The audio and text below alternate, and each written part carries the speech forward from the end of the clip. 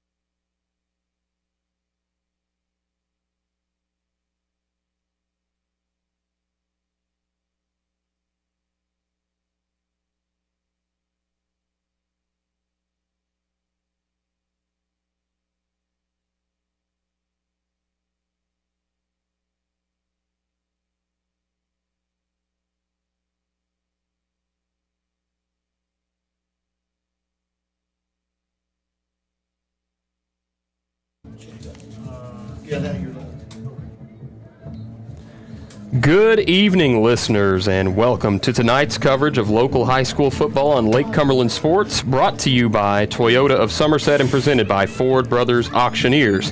It's been a long off season. 273 days have passed since the last Briar Jumper football game was played. Tonight, we are privileged to broadcast the kickoff of the 2024 regular season with the Buffalo Wings and Rings video game of the week. Adam Bray here with Bob Boone, and Bob, it is good to be back. indeed it is. It's always a long summer waiting for football season to get here, and I realize that officially summer's not over, but school's back in session, footballs are in the air, and this is what fall and autumn is all about. And of course, we just saw the completion, or the start of this game, completion of a great tradition that started, I guess, with Coach Robbie Lucas, the jumper walk, where the entire student body, or the majority of the student body, come from the high school. They walk down the street, they block off the street, and they march their way into the stadium. And it's always a great sight to see all of that purple and gold making their way here to Clark Field, affectionately known as the Briar Patch. Yeah, a great annual tradition. This is the 15th time. They did not skip that during the COVID year, although the opening game that home season was canceled. They still did the jumper walk, so this is the 15th time that they've done it, and it just concluded. That means that it's the home opener for Somerset. Their opponent is the Perry Central Commodores, who the Briar Jumpers faced on the road last year in a game that will be infamously remembered by many. I'm sure you and I remember a lot about that one. Indeed. We made the trip over to Hazard, Kentucky, and beautiful setting, beautiful place to broadcast a football game. We actually sat outside, and no harm there. But an odd and strange ending to the game, one that ended in some controversy. Somerset, I'm not going to rehash all of the old details. Basically, though, they were shorted an opportunity to get a game-winning score. All of that played out. The officials and the KHSAA, they did what they needed to do, but it still went as a loss that maybe hurt just a little bit, and we can talk about that as we go on. But nonetheless, when you talk to Coach Clevenger, yeah, the kids know about it, but they also know that that was last year and this is a new season, and today the Commodores make the trip over here, and Somerset says, hey, we're going to get the big win. Yeah, this is the second season for head coach Clay Clevenger, of course, former decorated Danville High School coach, won a state title over there, or perhaps many. I can't necessarily recall. I know he won in 2017, but either way, him at the helm, it's a great opportunity for Somerset to revamp themselves and keep inserting themselves into the state title conversation here in Class 2A. And he's got some new help this year on the sidelines as well, as he's hired Zach Tibbs from a school in Lexington to help assist with his offensive game plan, as well as Castle Hatcher, George Hatcher, Kagan Skidmore, Ty Tevis, Jared West, and Jason Rubel assisting on the sidelines as well. Yeah, part of what they wanted to do, I guess what they want to do is they want us to step out and take a commercial break. So we're going to do that right now. We'll be back after this. Toyota of Somerset, we're known for great service before and after the sale, and so much more. Since 1988, Toyota of Somerset has been supporting our local communities. And we sell and service what a number of different reading services call the most fuel-efficient, dependable, and safe vehicles on the road. Toyota. Toyota of Somerset, South Highway 27 Somerset, and online at toyotaofsomerset.com. At Toyota of Somerset, we're all about you. Here to come in 17500, here to come in 175.2. I ain't $200 down, got it here to come in a quarter. Like successful sports programs, putting together a successful auction takes a lot of planning, organization, attention to detail, and teamwork. And you need dedicated and committed people pulling together. At Ford Brothers Auctioneers, we've been successfully selling the country since 1965. Ford Brothers Auctioneers. Give us a call or visit us online at FordBrothersInc.com. Ford Brothers Auctioneers, we're selling the country.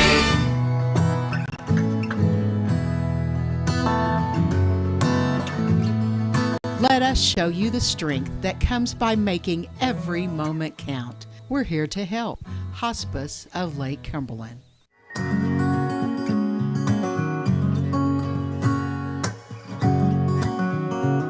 Let us show you the strength that comes by making every moment count. We're here to help.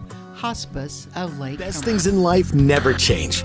They just get better, like Hardee's Original Bag. Back and better than ever. Just $5.99.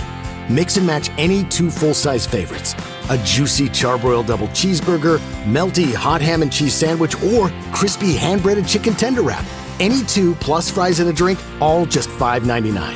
Hardee's Original Bag. Loaded with handcrafted goodness. It's the greatest meal deal for your buck.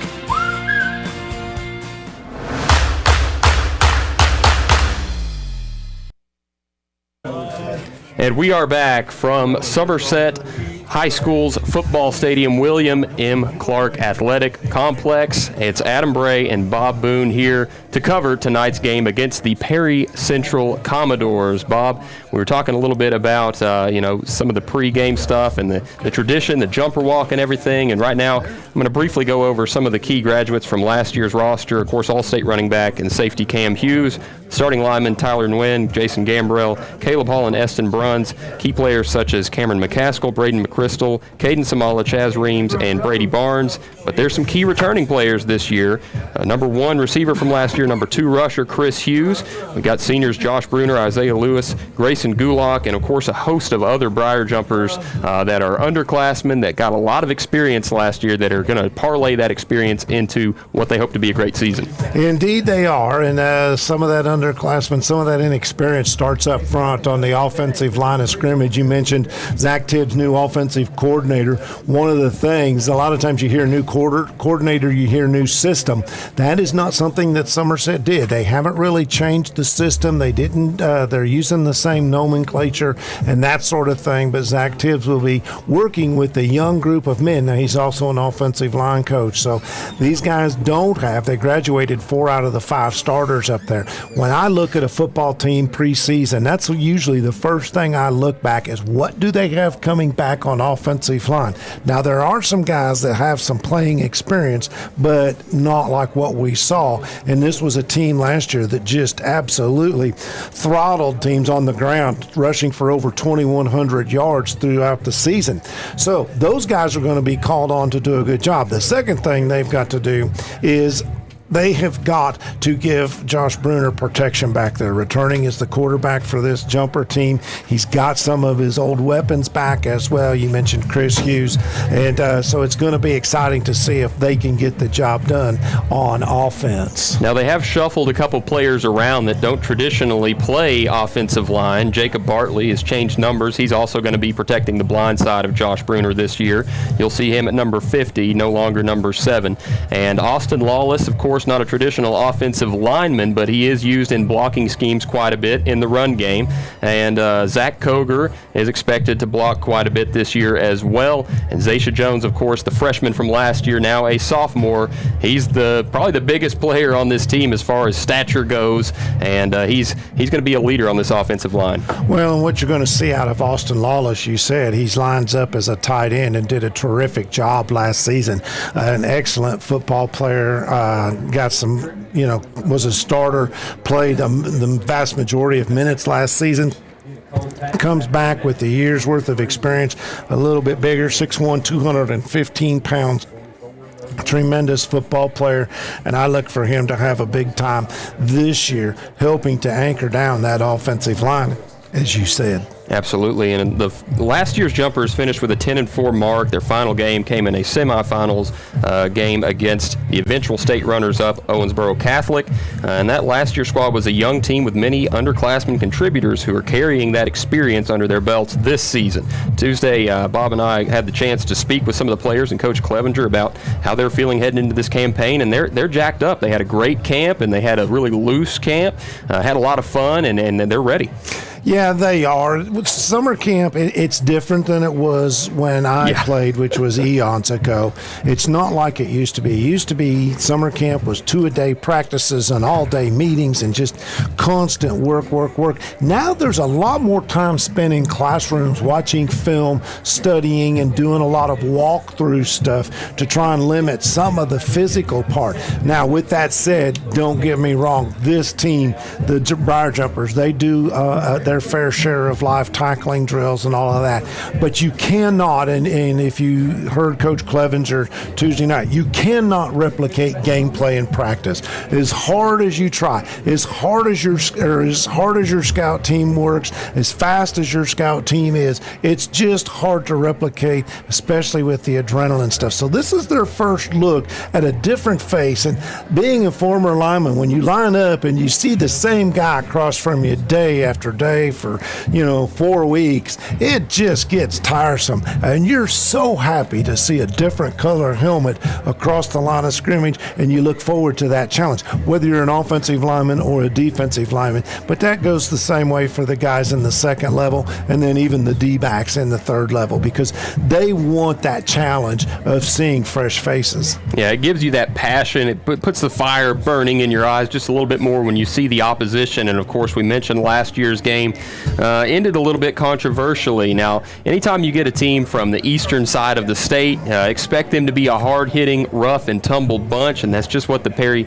Central Commodores are. And of course, they did lose some talent. They have an underclassman quarterback here that's taking the reins. The senior graduated from last season, so they're going to have some different approaches that they're going to have to implement this season. They had a solid year in their own right last year, and they're in a different class of Somerset, but I think it's a good matchup for this team. Yeah, they are I believe a 4A school coached by head coach Mark Dixon. He's been there for a couple of years now. Went 7-5 last season after defeating Somerset. They invited Breathitt County in, played Breathitt County, got the win over there in a close contest, a 3-point victory, and then they had to travel to Lawrence County. That's always a tough place to play. They got a couple of losses, and then it was just they did everything in pairs, 2 losses, and then came back against Shelby Valley and Martin County with a couple of wins. Martin County put together a pretty good season last year, and when they got into the playoffs, well, they started to make things happen just a little bit. They played into the playoffs 2 weeks. They defeated Lincoln County, put 56 points on the board against Lincoln County, but then they had the task of traveling to a little county we're familiar with, Boyle County High School up in Danville, and Boyle County put a thumping on them 49-0. That ended the Commodores' run last year in the state playoffs. But this is a good football team, but starting a freshman quarterback, and I heard our compadres down the way here talking in their pregame show, big crowd tonight because of the jumper walk. You've got a lot of folks here like us, anxious for some high school football, excited about it. There's going to be a huge crowd. The purple field down to our left, that thing, over on the, what is more or less the east end of the field, it's full already. There's not going to be much room to play cup ball down there or Nerf ball, but that's quite all right as it is filled up, and both teams on the field right now getting warmed up. I'm just excited, Adam. I'm excited and been waiting for this day for a long time. I think we're going to see some really good football. Absolutely. Speaking of good football, you can't win a football game without some keys to victory, keys to the game, and we're going to go over our widest cabinet keys to the game. Need new cabinets? The key is widest cabinets. We value your business, offering friendly service and reliable products. Let our design experts turn your vision into reality. Visit us today at South 27 and Slate Branch Road. Widest Cabinets, the key to your dream home. Well, I think, of course, you're going to hear Coach Clevenger give his keys to the game when we talk to him here in just a little bit. But always going to be turnovers. That's always going to be first and foremost. Is you want to win that turnover battle. Statistics show at football at all levels, win the turnover battle, and that's what's going to make a difference. Probably 80% of the time you're going to win the game if you win the turnover battle. But I think the biggest key to this game is, these young offensive linemen, how do they come out and play? Do they have a little bit of deer in the headlights look, or do they come out and they say, this ain't no thing, we got this, we're just going to do what we've been working on for the last 4 weeks in summer camp? And then overall, just the adrenaline, the coming out of this locker room first game, sometimes teams can be over-amped up. And you've got to play with controlled aggression. You don't want to lay back, but you've got to be able to come out with the ability to keep things in check just a little, because it's hot and this is a long football game. Absolutely. And I want to mention something about last year. The Somerset Briar Jumpers in the first 2 contests, I'm not sure if that's the Briar Jumpers that became later on that season, because you saw the struggle contest with Perry Central, you saw the struggle contest with Russell County, and of course they kind of became a buzzsaw after that, and only lost 2 more games to quality opponents, well 3 if you include the playoffs. But I think they just really hit their own, they came into their own. They have to come out confident this season as well, carry over that confidence from last year. Hey, we went 10-4. This is Somerset football. You're exactly right. And we talked to Coach Clevenger, as I mentioned. We're going to hear his words right now. He's going to talk about some of these same things. So we're going to step out, and up next, my conversation with Coach Clevenger earlier this week. Joined now by head coach Clay Clevenger of the Somerset Briar Jumpers as we get set for kickoff against the Perry County Central Commodores. And first of all, Coach, it's been a long summer. I'm sure you, as well as your guys, are ready to get going. Yeah, we are. I mean, I think, for really about the last week and a half, you can just tell we're getting a little bit weary of hitting each other and just the practicing without maybe the game plan. So this week, I feel like we've had a little bit more pep in our step than maybe we'd had for the prior week or so. And I think that's just because of the excitement of game week and ready to go out and do a little something different. Something to say about looking at the same old face across the line of scrimmage, and you're just like, dang, I'm tired of looking at you. But I know the guys have got to be excited. The jumper walk getting ready to take place. It's just a great night for high school football, and especially for the Jumpers after last season, the fantastic year that you had, and getting ready to kick things off here in 2024 against an opponent that maybe you feel like you owe them a little something. Yeah, I mean, obviously it's a new year, new roster, new players, and so, we haven't, it was a good football game last year. There was, controversial ending, but at the end of the day, I think, we're worried about this year, worried about going out week in and week out and getting better, and so this is our first opportunity to be able to do that. So you get to face the Commodores. What do you know about the squad this year? First game of the year is always tough because it's hard to figure out what anybody's doing, especially, there's not been anything but maybe a scrimmage or two to look at. What's your approach? Yeah, I mean, I think doing what you do and being able to go out and do, going out and doing what we need to be able to do to be successful is always important early in the year, and so control what we can control. Obviously, we're going to have to make some in-game adjustments, and can we handle those? Because in the early parts of the season, you don't have as much knowledge about your opponent and what you might see from them. Offensively, you're starting this ball game with a young offensive line. Got some experience at the skill position, even though you've lost Cam from last season. You've got his younger brother, Chris, who put up some fantastic numbers, but some big shoes to fill there. But probably bigger shoes on those front five guys. Yeah, I mean, we lost 4 out of 5 starting offensive linemen, so we're not necessarily young in age, but we're young in experience. We got a couple seniors that are going to be playing that hadn't played a whole lot of offensive line. So, I think those things are going to be – it's going to be a work in progress. I saw a lot of improvement in our scrimmage from first quarter to second quarter. So it's going to be one of those things. I think we're going to get better just as the game goes on, just for getting, hopefully getting game reps and getting comfortable, and doing what we're doing. So, but that group needs to be, we need, for us to be successful, obviously they're going to need to play well. New offensive coordinator. Will we see any new wrinkles this first game? New wrinkles for the offense itself? I think what we see is, we're still trying to find our identity a little bit offensively, because we've had so many, different faces.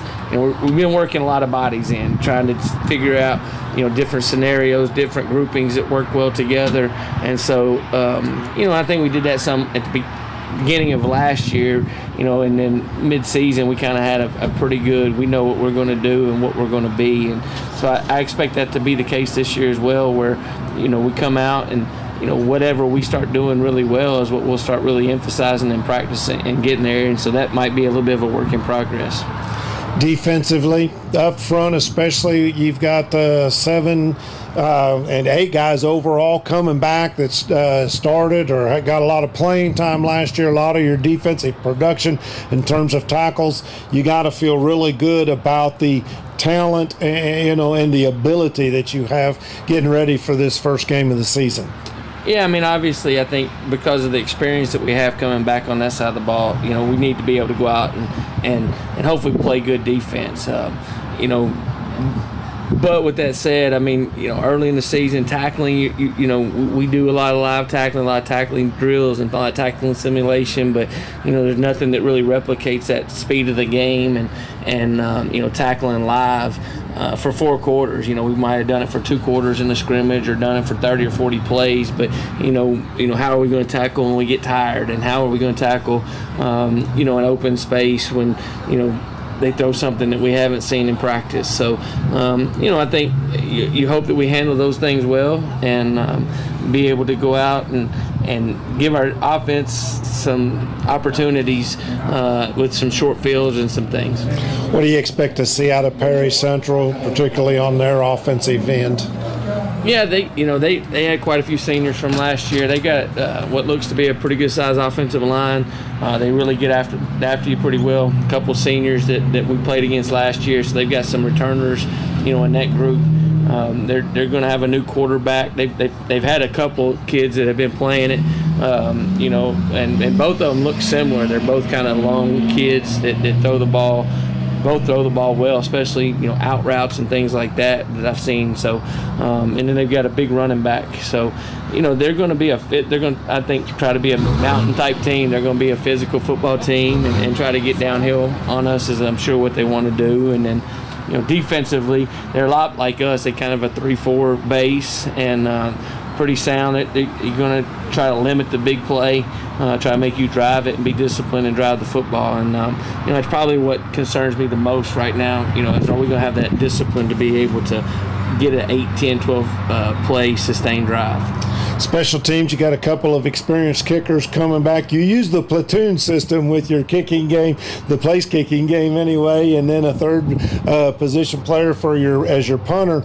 Do you feel like you have an advantage there? Well, I think we'll see as the season plays out, but we got experience there with the Anderson and Ethan Rubel as our place kickers.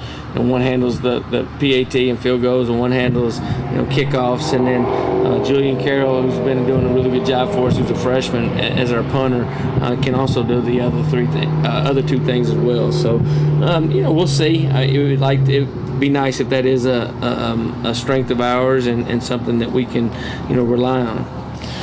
Coach, keys to the game?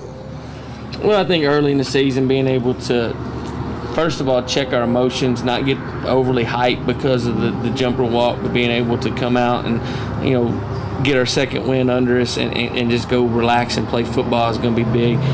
Turnovers, first time, getting hit live, for 4 quarters, and then also, can we force some turnovers? And then are we able to handle the unknown? We're going to see something that we haven't seen before this year, both offensively and defensively, and can we handle that and make adjustments to be able to be successful? Thank you for taking time to talk with us. Go get your squad ready. Best wishes for you and the Jumpers tonight, and most of all, have fun. All right, appreciate it. Thank you, Coach. That is Coach Clay Clevenger of the Somerset Briar Jumpers. We're going to step out. Adam Bray and I'll be right back to get you set up for the kickoff and all the action here on Lake Cumberland Sports.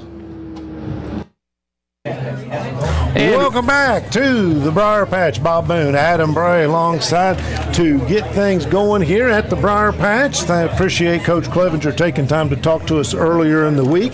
It's time for your CV Hansford, Weikert Realtors, Ford Brothers starting lineup. CV Hansford is a person you can trust when you're looking to sell your farm or commercial property. CV's experience as a successful realtor, business person, and farmer is invaluable when it comes to knowing how to get the most of your property, all the while helping you through a seamless and enjoyable transaction. For more information, give CV a call, 606-219-3274. That's CV Hansford at Weikert Realtors, Fort Brothers. Adam, give us those starting lineup for the Jumpers. Briar Jumpers starting lineup will be number 2, Isaiah Lewis, wide receiver, defensive back; Grayson Gulock, running back and outside linebacker; Corbin Samala at running back and defensive back; Jacob Bartley at offensive tackle and defensive end; Roby Browning at running back and linebacker; Jax Griffith at tight end and outside linebacker; Josh Lewis at wide receiver and defensive back; Josh Bruner at quarterback; Chris Hughes at wide receiver and corner; Austin Lawless at outside linebacker and tight end; Cameron Alsop at defensive end; Zach Koger at defensive tackle or middle linebacker; Zach Carter at defensive end; Reggie Smith at right tackle; John Reynolds at inside linebacker; and Zaisha Jones at left guard. Kicking are Ethan and Anderson Rubel. Those are your CV Hansford starting lineups. This is Buffalo Wings and Rings Video Game of the Week. You can watch us every week. We will have a game broadcast, and it'll be on the big screens at the restaurant. Our next game will be next week. George Rogers Clark. No, 2 weeks. George Rogers Clark at Pulaski County. And I just need to learn to look at a calendar. But Wings and Rings, wings created your way and always fresh, never frozen burgers. Adam, long Spirit Tunnel all the way out to the 50-yard line. We do not see the other, but it is time now for our last commercial break before we come back for kickoff.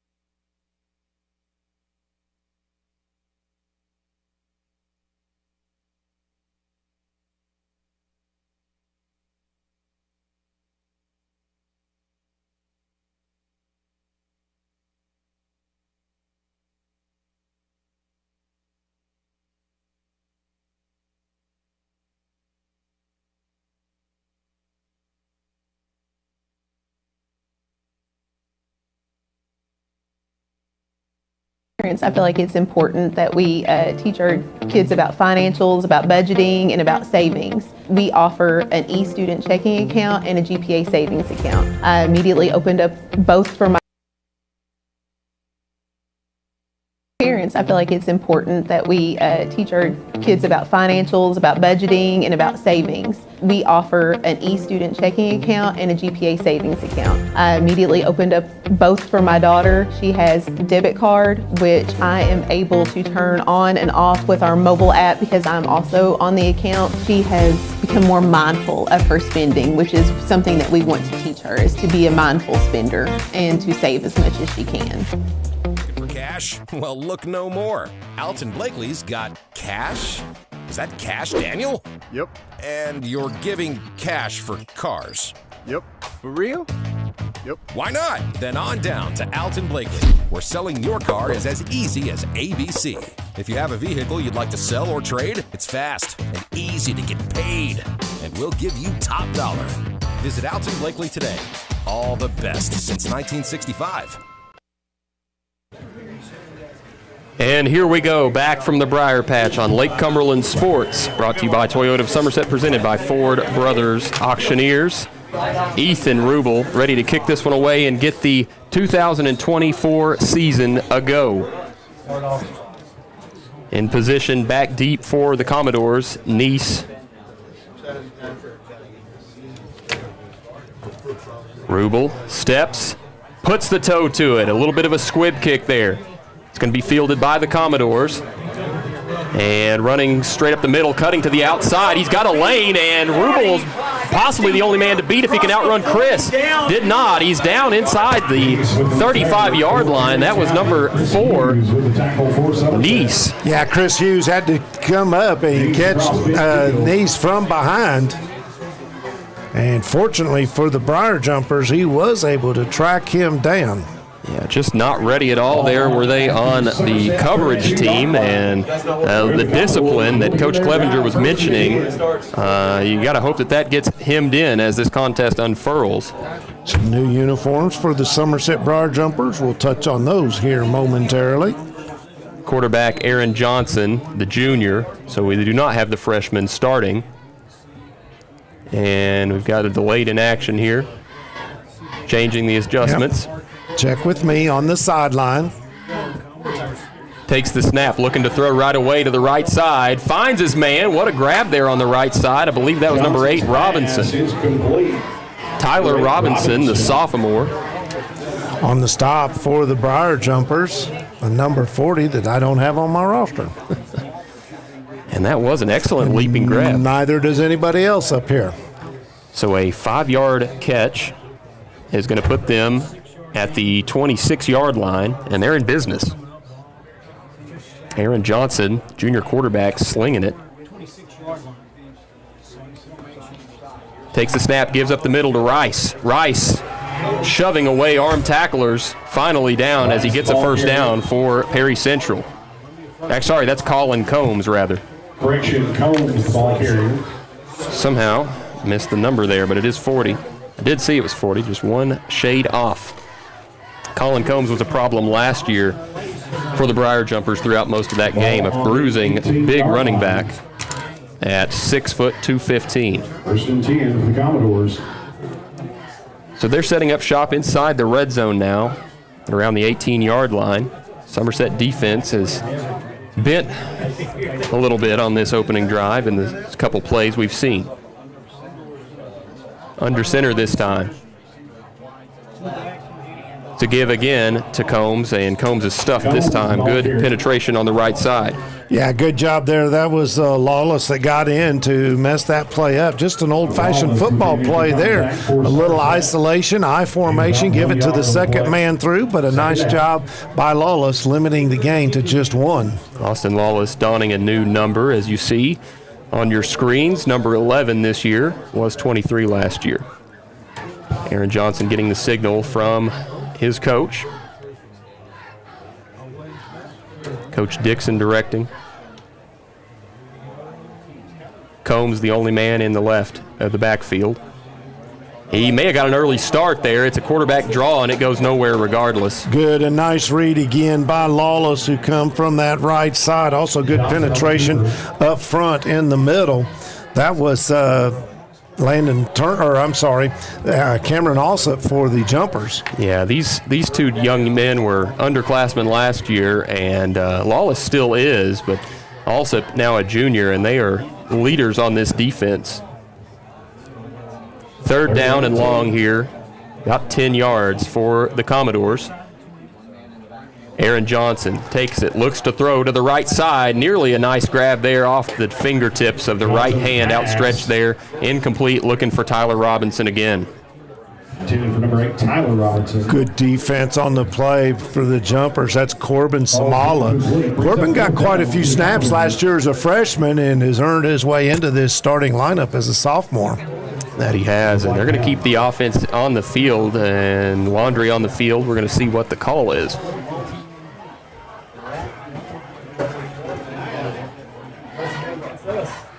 And they're marching the football forward. It does appear that they're going to have a first down and goal to go. The distance to the flag, waiting on the call from the official. Got a personal foul, I think, as we continue to wait on the call. Referee, personal foul, roughing the passer. That's a big one. First and Half the goal. Distance to the goal line puts it at the 9. First and goal, they're going to come spread out with 3 men to the left, 1 to the right, and Colin Combs, the lone man in the backfield alongside Aaron Johnson. Junior quarterback gets his signal from the sideline. Automatic first down. Ready's the offense here. First down, goal to go. Johnson with the snap, gives to Combs. Running to the left side now. Keeps those legs churning and...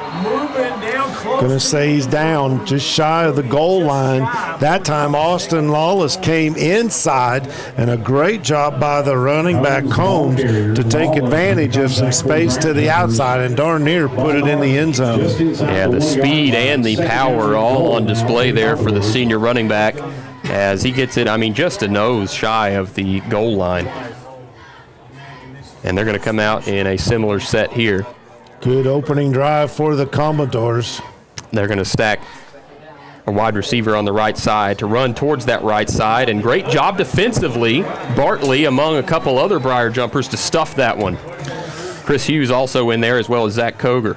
Yeah, Grayson Gulak, that's what you want to see. Coach Clevenger, we talked about it. You like to see your defense hunt in packs, get to as many gold helmets to the football and in a bad mood. Looks like, did they give him back to the original line of scrimmage? Looks like it. No gain on the play. Combs already 3 carries, 16 yards. The doors knocking on the end zone. Third down. That is, they're going to spread just one man out to the left. They're going to try to initiate a little more power this time to punch it in. Johnson under center, Combs deep in the backfield. And we've got a delay of game. Wow. And that's a mental error that they really, I'm sure, did not want to see with third and goal to go from the 1. Goes without saying. Makes it a little tougher. Got to open the playbook up maybe a little more. Still third down. Talked about Combs. He's a big kid, 6 foot, 215-pound running back, senior leader on this Commodore team. Grown man strength from a high schooler. Might see the doors here maybe try to go outside just a little bit. They had a little luck. That was the big play that Combs broke free on, was getting outside to the left. Come out in the same formation. It is going to be a misdirection to the left side, and there he is, untouched. Touchdown, Perry Central. Well, the Commodores, that formation was a little different because they had big number 75, 6'4", 240-pound offensive tackle lined up in the backfield as a fullback. And that created a huge pathway for the running back Combs. So on the Randall D. Turpin CPA scoreboard, 6-0. Perry County Central opens up a lead as they're being marched back. And they actually called a hold. All right, so he erased that play. Wow. Late decision that time, but Perry Central. I didn't see the flag. I didn't see, but that's tough.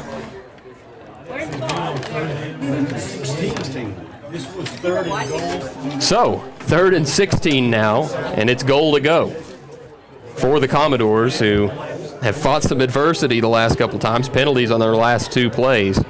Come out in a similar tight formation. It's going to be a fake give, throws, and now we've got a flag. I think they're going to call Chris Hughes on pass interference. I'm not sure. I'm not either. If it is, that flag got there in a hurry. Yeah, this is 3 consecutive plays with yellow laundry on the field. I know it's been a long off season, but nope. Make that an ineligible man downfield. That's going to be declined. And now it's 4th and goal. Yeah, I was going to say, tough to call that there if it was a pass interference. He was going for the ball. I didn't think it was, and Chris got a great break on the ball. It was going to be a tough call had they whistled him, had the infraction been against him, because it came right down where he was. But somebody snuck out of the offensive line and got downfield too far. Now we're going to see the field goal unit out here for Perry Central. Ball's on the 16. And it looks like they moved the ball forward a touch. I'm not sure what's going on here. We've got a miss spot, and I think the white hat is letting it play. It was. Did they complete the pass? I don't. Okay. That's they did complete the pass. All right. Yeah. All right. So he picked up about 6 yards. Oh, blocked and recovered by Chris Hughes. The Swiss Army knife has got nothing but turf in front of him. He's going to go all the way. What a way for the first touchdown of the season to be scored on a blocked kick. Chris Hughes takes it from about the 11-yard line all the way back for 6. 88 yards officially on the blocked field goal return. What a way for that to happen. We saw Hughes block a few kicks last season. He's starting right where he left off pretty much as a Swiss Army knife in all 3 phases of the game. And that is our very first Citizens National Bank touchdown of the season. How about them apples? PA announcer Jonathan Hapser says that's the best kind of touchdown. Took points away from the Commodores, and that is a extra point conversion for Mr. Anderson Rubel, as we got some chippiness after the play, it looks like. Cooler heads will prevail, and Somerset sidelines getting amped up after that one. Dr. Jesse Pace and Dr. Patrick Jenkins of Lake Cumberland Orthopedic Sports Medicine for athletes of all levels, from the weekend warrior to the professional at Lake Cumberland Orthopedics. The goal is to get each patient back to the highest level of physical activity possible. They're proud to support local athletics. They serve as team physicians for Lindsey Wilson College, Southwestern, Somerset, Pulaski, and Wayne County High Schools, and other athletes throughout the Lake Cumberland region. And 7-0 here in the early going. Jumpers out on top and have yet to run an offensive play. And that was a Citizens National Bank touchdown for the Somerset Briar Jumpers. You love to see it in that way. 88 yards officially on the score sheet, as Bob Boone just declared. Chris Hughes took it all the way, picking up where he left off last season, looking to be the team leader offensively. Doesn't even have to do it offensively, it appears. Now we have a different kicker from scrimmage, maybe attempting an onside kick here this time, is number 13, Julian Carroll, a freshman. And no, kicking it off from the left side. That's going to go beyond the Perry returner, and it's going to go into the end zone. Would have been an excellent kick had he narrowed it down there, but... Well, I think it's still an excellent kick, Adam. Anytime you can put one into the end zone at this level, it forces the team to start at the 20-yard line. Unlike college, and, of course, who knows what the NFL's done with theirs. It's going to be 1st and 10 for the Doors at the 20-yard line. So the first trip to the Rick Barker red zone for the Commodores ended in a disaster for them as Somerset gets the block kick by Chris Hughes and rambles 88 yards for a touchdown. And John Reynolds is wearing number 40. Thank you very much. I made that correction and just didn't pay attention to my own notes. Just as another 40 Reynolds used to wear. Kanan, way back in the day, as head of steam there. A little frustration coming out for Colin Combs, who's going to rumble for 5 to the 25-yard line. And Corbin Samala, sophomore defensive back from the slot position, brought him down. Second down. Aaron Johnson getting the signal again from the sideline. See how their offensive attack changes this drive. They had a little bit of success until penalties derailed it in the red zone. 3-4 setup for the defense, the Briar Jumpers. Gulak actually plays like a fourth defensive lineman up on the line of scrimmage, but standing up, and here he comes after the quarterback. Quick throw out to the left side. It's a screen pass, and he's going to be hemmed in there by Lawless and Isaiah Lewis after a minimal gain, maybe 2 yards. Third down and a long 3 upcoming, maybe 4. Yeah, looked like Corbin Samala was in on that play as well. Short gain. Samala and Lewis also in on that stop. Third down and 4. So now, big opportunity for the Briar Jumpers to force a 3 and out. Briar Jumper defense looking rush, causing confusion on the line. Maybe another early jump, but this time it's Colin Combs who's going to be stopped up short. Maybe a yard to gain if they're going to go for it, but that would be pretty ambitious from this side of the field. Keeping them out there so far, of course, beware the hard count or the quick kick.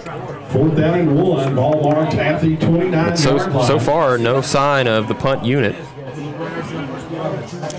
This may be one of those pooch punt type things we see. He's got 2 protectors beside him, the quarterback. Trying for the hard count. Yeah. And we got a timeout. Perry Central. Perry County Central. And with that, we'd like to thank Entrust Healthcare Counseling Services. They've made it their mission to be the trusted leader in promoting mental health in Kentucky for the last 25 years. We personalize your services to meet your needs whether that be in the office, over the phone, or on your computer. Call Entrust at 606-676-0638 to get services started today from anywhere in Kentucky. You can always visit their Facebook page at Entrust Healthcare Counseling Services to learn more about how they can help you or your family today. At Entrust, your mental health matters. This is a Ron Shaw Realtor timeout, the name to know when your friends or family are buying or selling real estate. It's Ron Shaw with Weichert Realtors Ford Brothers. Ron has a long-standing history of community service and is a proud supporter of youth sports in the Lake Cumberland area. Ron truly cares for others and works hard for all of his clients, no matter the size or the value of the property they would be selling. You can contact Ron Shaw 606-271-0774 or email him at ronshaw45@gmail.com. That's Ron Shaw at Weichert Realtors Ford Brothers. Fourth down in a short one. And here's Adam. Yeah, tight punt formation here, and bag of tricks is open, but again, deep in their own territory. We'll see what they elect to do. They are going to put the toe to it. Number 21. Chris Hughes is set up. He'll catch the ball. Hughes has got some room to work. He's always dangerous with the ball in his hands, weaving in and out of defenders. Nearly lost the football there, but he got it into plus territory at the 44-yard line of Perry Central. There is no 21 on my roster for the Central Commodores. 31-yard punt, 16-yard return. And they're going to utilize Hughes early and often. Of course, this is our first look at the new and improved Briar Jumpers offense with a different OC at the helm. Well, my information had Chris Hughes not as a starter in the offense. That surprised me. Well, I don't have to be surprised anymore. He's working the slot against the middle of the field. Bruner takes the snap, gives to Gulak off the RPO, and stuffed up pretty early for maybe 2.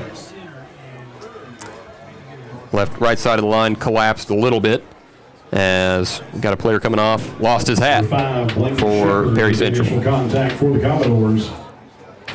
Give about 2 yards on the play. Second down. Just about to get that sun to settle down behind the clouds out into the west as the jumper's moving right to left. Heading south as we look at it. We got Seminole right, 2 men to the right, running back to the left side. And it is Hughes in the backfield. They're using him every way they can, and Perry Central not fooled at all that time. As 17 got the carry, and he got stuffed. You think that was in the scouting report for the Commodores? If 17's in the backfield, he might get the ball, and it was just a jailbreak situation up front as all 3 defensive linemen for the Doors were able to break through and drop him for a 1-yard loss, maybe 2-yard loss. Chris, an excellent running back, of course, but when you get 3 men on you like that on the left side of the offensive line, not a whole lot you can do all the time, as we got a designed rollout here. Picks up a block from Gulak, and he slides down, and he's not going to draw a flag for the zoning in on them by the defensive middle linebacker there. Good slide by Bruner and the defender. He went over the top, so no contact, no foul. And they're kind of in 4. No man's land here. It's 4th and 6 to go, and we'll see what they attempt to do. There. Yep. So, not seeing the ball in the air tonight. This would be a good shot Coach to Zach put it out. Tibbs. Tibbs had the high-flying offense. Now you get a look from Bruner, who sees something and changes the play. Takes the snap. He's going to settle in the pocket. Good pocket this time. Finds Chris over the middle. First down, Briar Jumpers to the 15-yard line. 25-yard connection. Big play that time in a big spot for Somerset. Partner, you mentioned it. Good protection up front. Allowed Josh to just sit back there and wait on Chris to get open on that post route. Delivered a strike right to him in the sticky hands there, displayed by Chris Hughes to snag that one out of the air. Great ball, great route, great catch. They're going to come out this time, not Seminole, because they do have a tight end stack. That's Austin Lawless. Gulak in the backfield gets it, and great penetration again by the Doors to bust down the door for a negative 1-yard rush. I think they're going to give him back to the original line of scrimmage, which is probably generous. No gain on the play. Yeah, you and me both, partner. Believe that. Again, the inexperience, this is a good test early season for the Briar Jumpers offensive line. 4 seniors graduated from this offensive line last year. You got to hope the torch is being passed, and lessons are going to be learned. They're going to come out in a similar formation with 2 men to the right and 1 to the left. Bruner in the shotgun, takes the snap to give to the right side to Gulak. Nice, he finds a little space. That time makes it an easier 3rd down. You mentioned in the previous formation, Lawless, the tight end, had lined up more in the backfield, stacked over the tackle, and that time he pulled to the right, got a nice kick out, and Gulak was able to cut right off of his backside to pick up 6 yards, maybe. We'll call it 6 and make it 3rd down and a long 4, maybe 5. It's rare speed and power from a blocker like Lawless, and they're using him again. And this time it's an errant snap. Broken play, rolling out to the right. Puts the ball up for the end zone, and it's out of bounds. He had a receiver wide open in the end zone. That was Isaiah Lewis. And just thinking, I got to get rid of the football in a hurry. Not a bad move. You can't fault the quarterback for that part of that play. He knew his time was limited. He just got rid of it to save the opportunity for a field goal. So on comes Anderson Rubel to attempt this field goal. It's going to be from the 11-yard line, add 10 yards for a 21-yarder. Anderson, crowd quiet for him. Puts it up and through the uprights. That is a field goal conversion there for the Briar Jumpers and a 2-possession lead over the Doors. Yeah, ball was actually set up on the 17, so a 27-yard field goal. Oh, yeah. Forgot about the extra 5 or 6 you got to snap the ball with. Always getting schooled when you come back. to the football season. Make your next event unforgettable with Sassy Spoon Catering, specializing in crafting, fresh, great tasting food that will delight your guests. From elegant wedding receptions to dynamic corporate events, intimate parties to casual picnics and productive business luncheons. Sassy Spoon Catering, the perfect menu to elevate your occasion. Let them handle the food so you can focus on all the fun. Call Sassy Spoon Catering today and taste the difference. Proud sponsor of our Sassy Spoon Catering, lineman of the game. And want to remind folks this too is the Alton Blakely game of the week here at Somerset High School. This is the opening game, always the Alton Blakely Bowl, if you will. I don't think that's the official moniker, but 10-0. Jumpers on top as they're set to kick it off. Here's Adam. That they are. Julian Carroll, the freshman kicker, again to implement this new strategy. Kick it over their heads, but this one is going to be fielded here by the doors. Number 6, Tate Watts. Finds some space, and there's that poor kick coverage again. We're seeing from the Briar Jumpers, busting it open into plus territory, down the 20, down the sidelines, and that's a kick 6 for the Perry County Central Commodores. Oh, boy.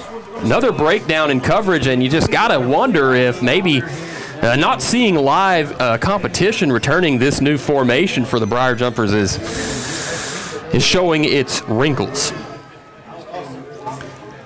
So just like that, the Doors work themselves back into the game. And you're right, just a breakdown. He started that return right up the middle, then got outside the hash, had a tunnel, and followed it all the way down. Only man who had a chance was Julian Carroll, but had a running back had a blocker leading the way all the way down was Watt. Yeah, that one about an 85-yard return, or give or take, and this kick is going to go through the uprights. 7-10 now the score on your Randall D. Turpin CPA scoreboard with 45 seconds left in this contest from the Briar Patch after a ugly effort on the kick return team, and you know that is going to be worked on quite a bit at practice. 10-7 on your Randall D. Turpin CPA scoreboard. Keeping stats and the correct score is important to players, coaches, and fans. The same can be said about keeping your taxes and finances in order. For over 26 years, Randall D. Turpin CPA has been doing just that. And if accounting's not your thing, then let the pros at Randall D. Turpin CPA do it for you. Proud sponsor of the Randall D. Turpin CPA scoreboard, located on Parker's Mill Road right here in Somerset. So the Briar Jumpers now with another opportunity for their offense to take the field after the Perry Central kick team puts it away, barring any trickery. Somerset not thinking so as they come out in a traditional return package. With a couple men back deep to return, of course, Chris Hughes, alongside number 22, I believe that's Winston Boyd, freshman that we've not called the name of. Otherwise known as Jet. Ah, Jet. Hardly recognized you with that first name, and Jet is a great name for him. He's a quick kid, as this one's going to be collected there by Chris Hughes. Sweeping it across the left side. Can he pick up a block without getting the flag? Yes, he can, and he's going to get down to about the 44-yard line. Maybe the 43 is where they'll officially mark it. But an excellent job there to, honestly, pretty good coverage that time, and just the athleticism of Hughes to sweep that one over to the left side and get a solid return. 22 yards on the return. And the thing that impressed me about Chris right now, let me change my thought. He comes off to the sideline hobbling just a little bit. But when he got to this near hash towards us, excellent job. Young people, if you're watching this, young football players, he switched that ball to the outside to protect it to help prevent the turnover. I remember that from Pop Warner, like Cumberland Youth Football League. As that's a give up the middle again to Gulock, and Gulock is stopped. That time, number 3, Jackson Deaton, the junior, stormed in there and tripped him up. No gain again. No gain on the play. Gulock, that's his 4th carry, has just 8 yards. His biggest of the day was his previous carry for 6 yards. 10 seconds to go. I believe we're going to see this quarter run out. That we will, and we want to thank you again for listening to Lake Cumberland Sports. We'll be right back.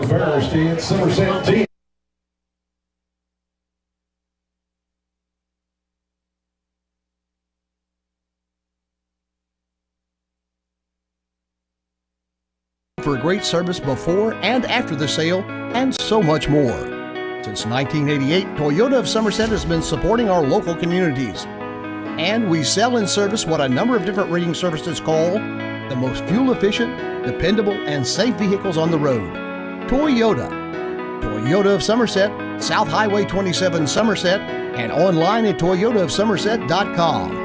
At Toyota of Somerset, we're all about you. Here to come in 17500, here to come in 175.2. I-200 down again, here to come in a quarter. Like successful sports programs, putting together a successful auction takes a lot of planning, organization, attention to detail, and teamwork. And you need dedicated and committed people pulling together. At Ford Brothers Auctioneers, we've been successfully selling the country since 1965. Ford Brothers Auctioneers. Give us a call or visit us online at FordBrothersInc.com.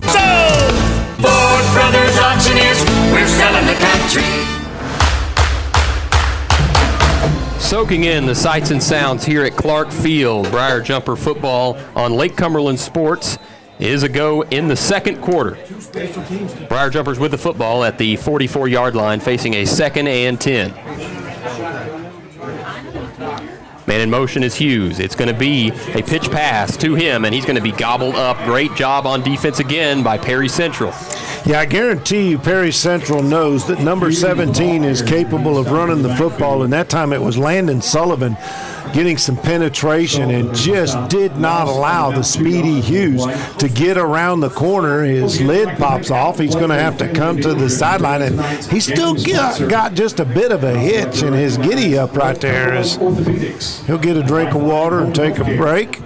Got to keep him healthy this season as the 4-man wide receiver sets, 2 split to each side. Clean pocket again. The pass protection has been great, and that's Josh Lewis, the sophomore, with a first down reception. Settled right down in that zone and corralled it. Moved those sticks. First down for the Briar Jumpers. 13 yards, 2 of 3 on the night for a total of 38 yards is Josh Bruner. Off to a good start. First down, Jumpers. Bruner, when he operates with a clean pocket, he is very effective. They're going to come out again with a 4-man wide receiver set like what they saw last time. Gulak, the lone man in the backfield, tried to get a jump. Nearly got it. Looking over to the sideline, check with me. Now he's got it. The snap. It's a right side give, sweeping on the off tackle run and just stood up again. Grayson Gulak having a tough night so far. Yeah, defensively a fantastic play that time by Tate Watts. He had some help there as well. So inside, outside, neither one of those very effective whatsoever. They are going to give him a couple of yards. Interpreting services and a little bit of a gimp there for Gulak as well. He does remain in the huddle after that last play. Took a lick. 2nd down and 8 now for Somerset. 2nd down, 8 yards to go. They're going to come out with a power set that we're seeing so far. No motion this time, but it is another one of those aligned runs to the motion side of Lawless for a solid gain this time. Bryson Johnson gets the tackle on the play coming up from that second level. Gulak, he saw some daylight. Tell you what, he was basically an ankle tackle away from turning that into a big play. Yeah, Lawless, that extra help from him, of course not listed as an offensive lineman, but the way that he moves and the way that he blocks is invaluable to this offensive front, really helping them out. Well, he's a tight end, and they're auxiliary offensive linemen. He's going to be lined up on the right side this time. Gulak still the setback. Got an overload formation to the right side. 3 offensive linemen and Lawless. It's going to be a fake to the left side. Looking over the middle again Wide for Josh open. Lewis. And Lewis breaks into the secondary inside the 15-yard line. Lewis getting active. The younger brother of Isaiah. saw a little bit of action last season, when the score got a little bit comfortable, but this year seeing himself some early action and making an impact. And the jumpers are inside the Rick Barker red zone. The second time this evening. Opportunity to get that touchdown back that the Doors picked up on the kickoff return. 1st and 10 from the 12-yard line. Man in motion, Corbin Samala. Fake to him. Give to Gulak. Another tough run. Got to get maybe 2. Down to the 10-yard line. Yeah, just a little cross action back there.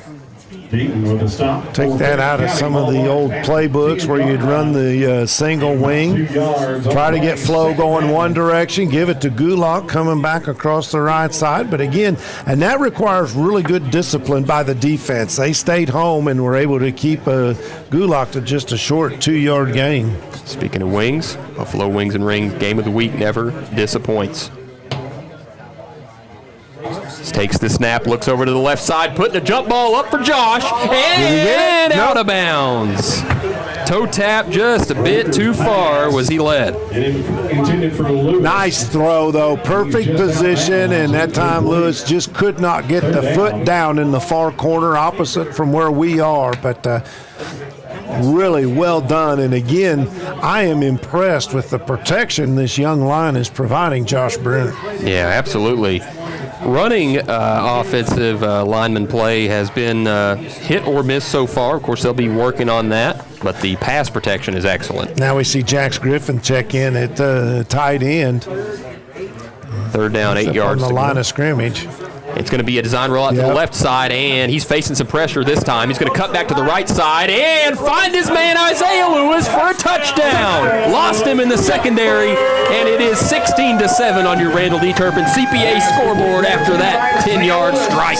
Citizens National Bank touchdown, and that was just great improvisation there by Bruner. His idea was to roll to the left and hit the newly entered into the game, Jax Griffin, breaking outside from that tight end position, but he had defenders, as you described, in his face, so he just reversed direction and found Isaiah Lewis in the end zone.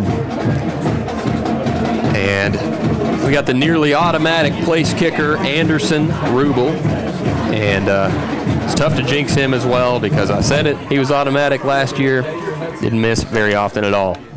No, he was pretty solid last year, 61 of 64 on PATs. He can't hear me as this one is up and through once again, 17-7 with 8 minutes. There it is.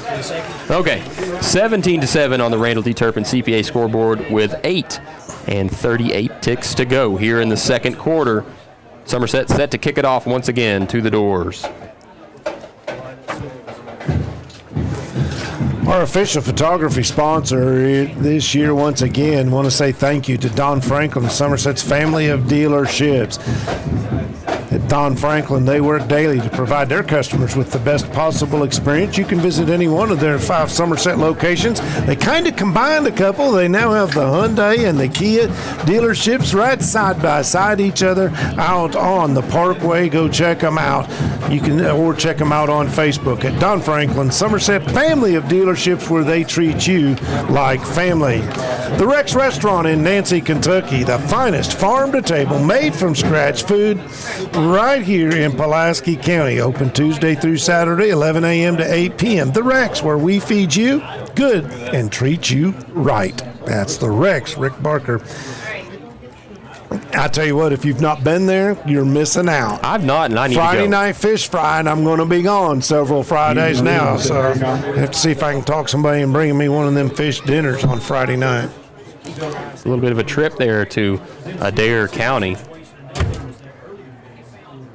So we're going to see a kick here from Ethan Rubel. This is a squib straight up the middle. It's going to be fallen upon by number 16, Derek Fields, the senior, for Perry, and they'll take over there at the 31. And beautiful picturesque sunset over there in the backdrop of western Pulaski County as we're about to have some nighttime Friday night lights. Ball marked at the 32-yard line. Call it the 32, rather, on the spot. And I mentioned earlier this was the 15th annual Briar Jumper Walk leading into this game. Actually, it was the 16th if you count 09, so the 16th. My apologies. That's what I said. You didn't listen to me. I tried to tell you. I knew it too. I just had it typed you up need incorrectly. to listen to us old guys. Yeah. We'll teach you stuff. 16th, Sweet 16. It can drive now.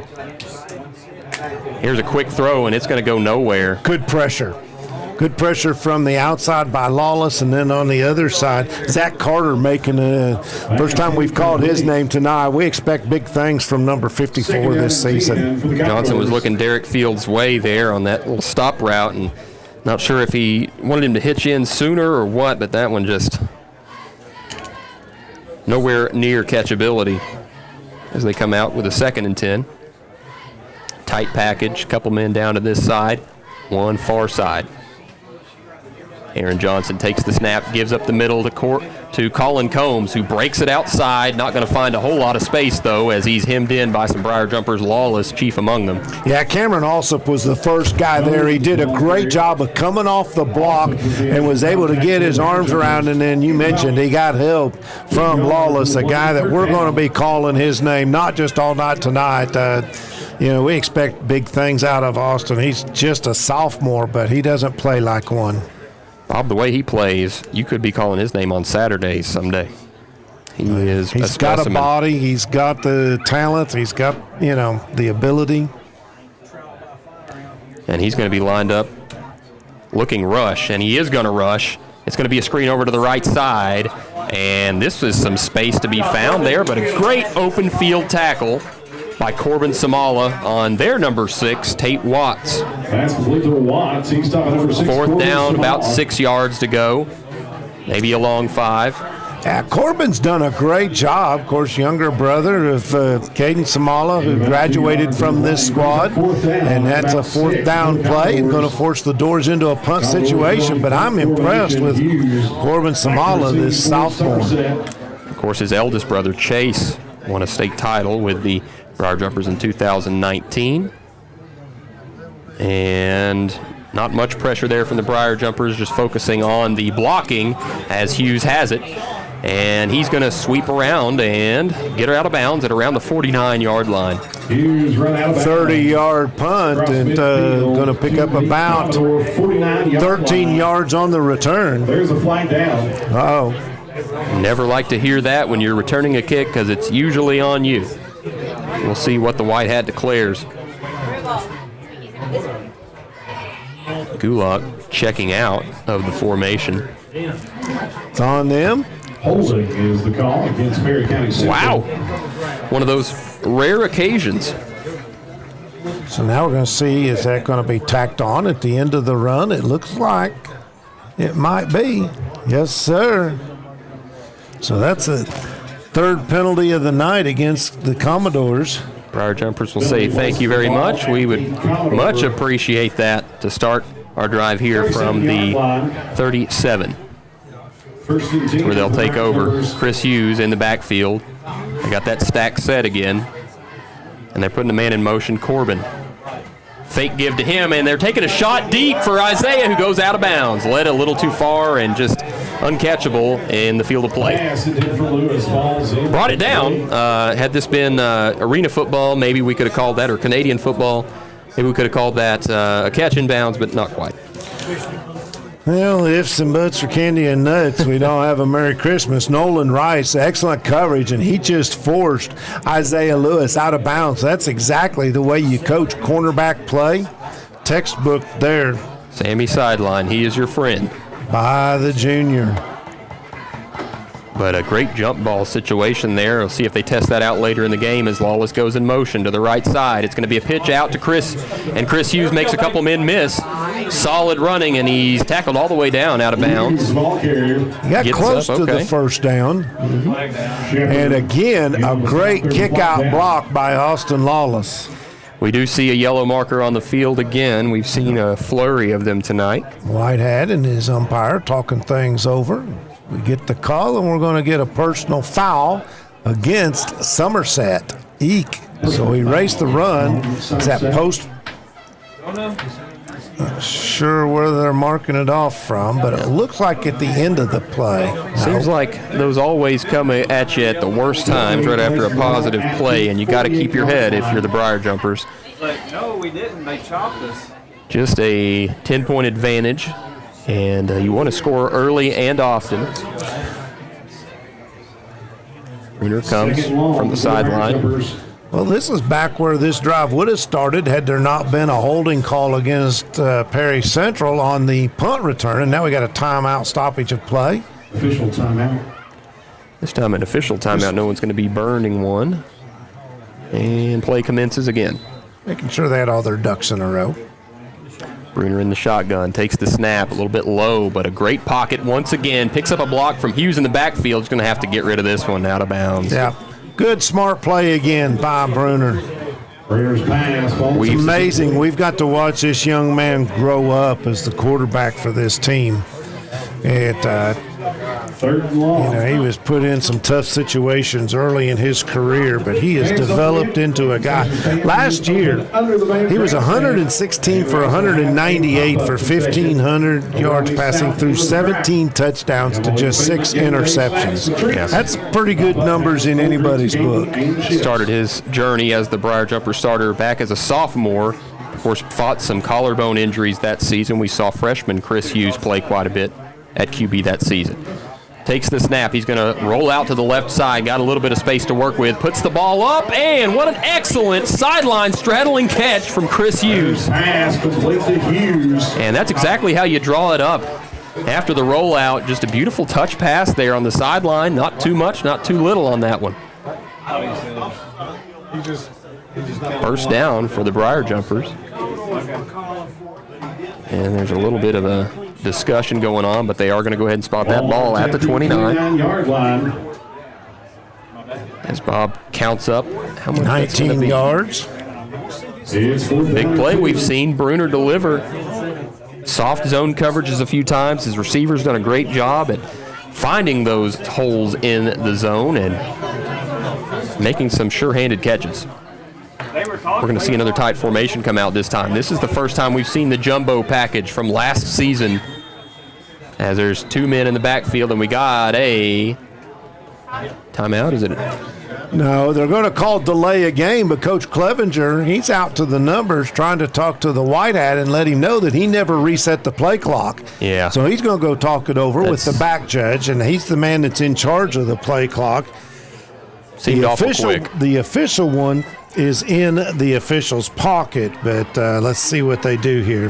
They're going to wave the flag off. Yeah, that's a good call. That seemed very quick. And Coach Clevenger just simply says thank you to the official on this near sideline and says, I appreciate it. Coach Clevenger. Now he wants timeout. Ron Shaw, realtor timeout taken by the Somerset Briar Jumpers. Rick Barker, Godby Realty and Auction. Names you know, names you can trust. Real estate and auction services for farm, commercial, residential, and personal. Godby Realty and Auction has 49 years experience in the real estate and auction business, and they're ready to put all of that to work for you. Go online at godbyrealty.com for more information. Be sure and stay tuned. At halftime, we'll have some halftime stats for you. We'll talk a little bit about it, get you set up for the second half. And at the conclusion of tonight's game, we will bring you the Alton Blakely Family of Dealerships post-game show. We'll talk about what we hope to be a Briar Jumper victory. They do lead it right now 17-7 on your Randall D. Turpin CPA scoreboard. 6 minutes, 37 seconds remaining in the first half of play. Here for their 50th high school the 50th reunion for the 74 class. Thankful for them for coming out. Wow. Bob, the sad part is I was, I'm old enough to know what went on in 1974.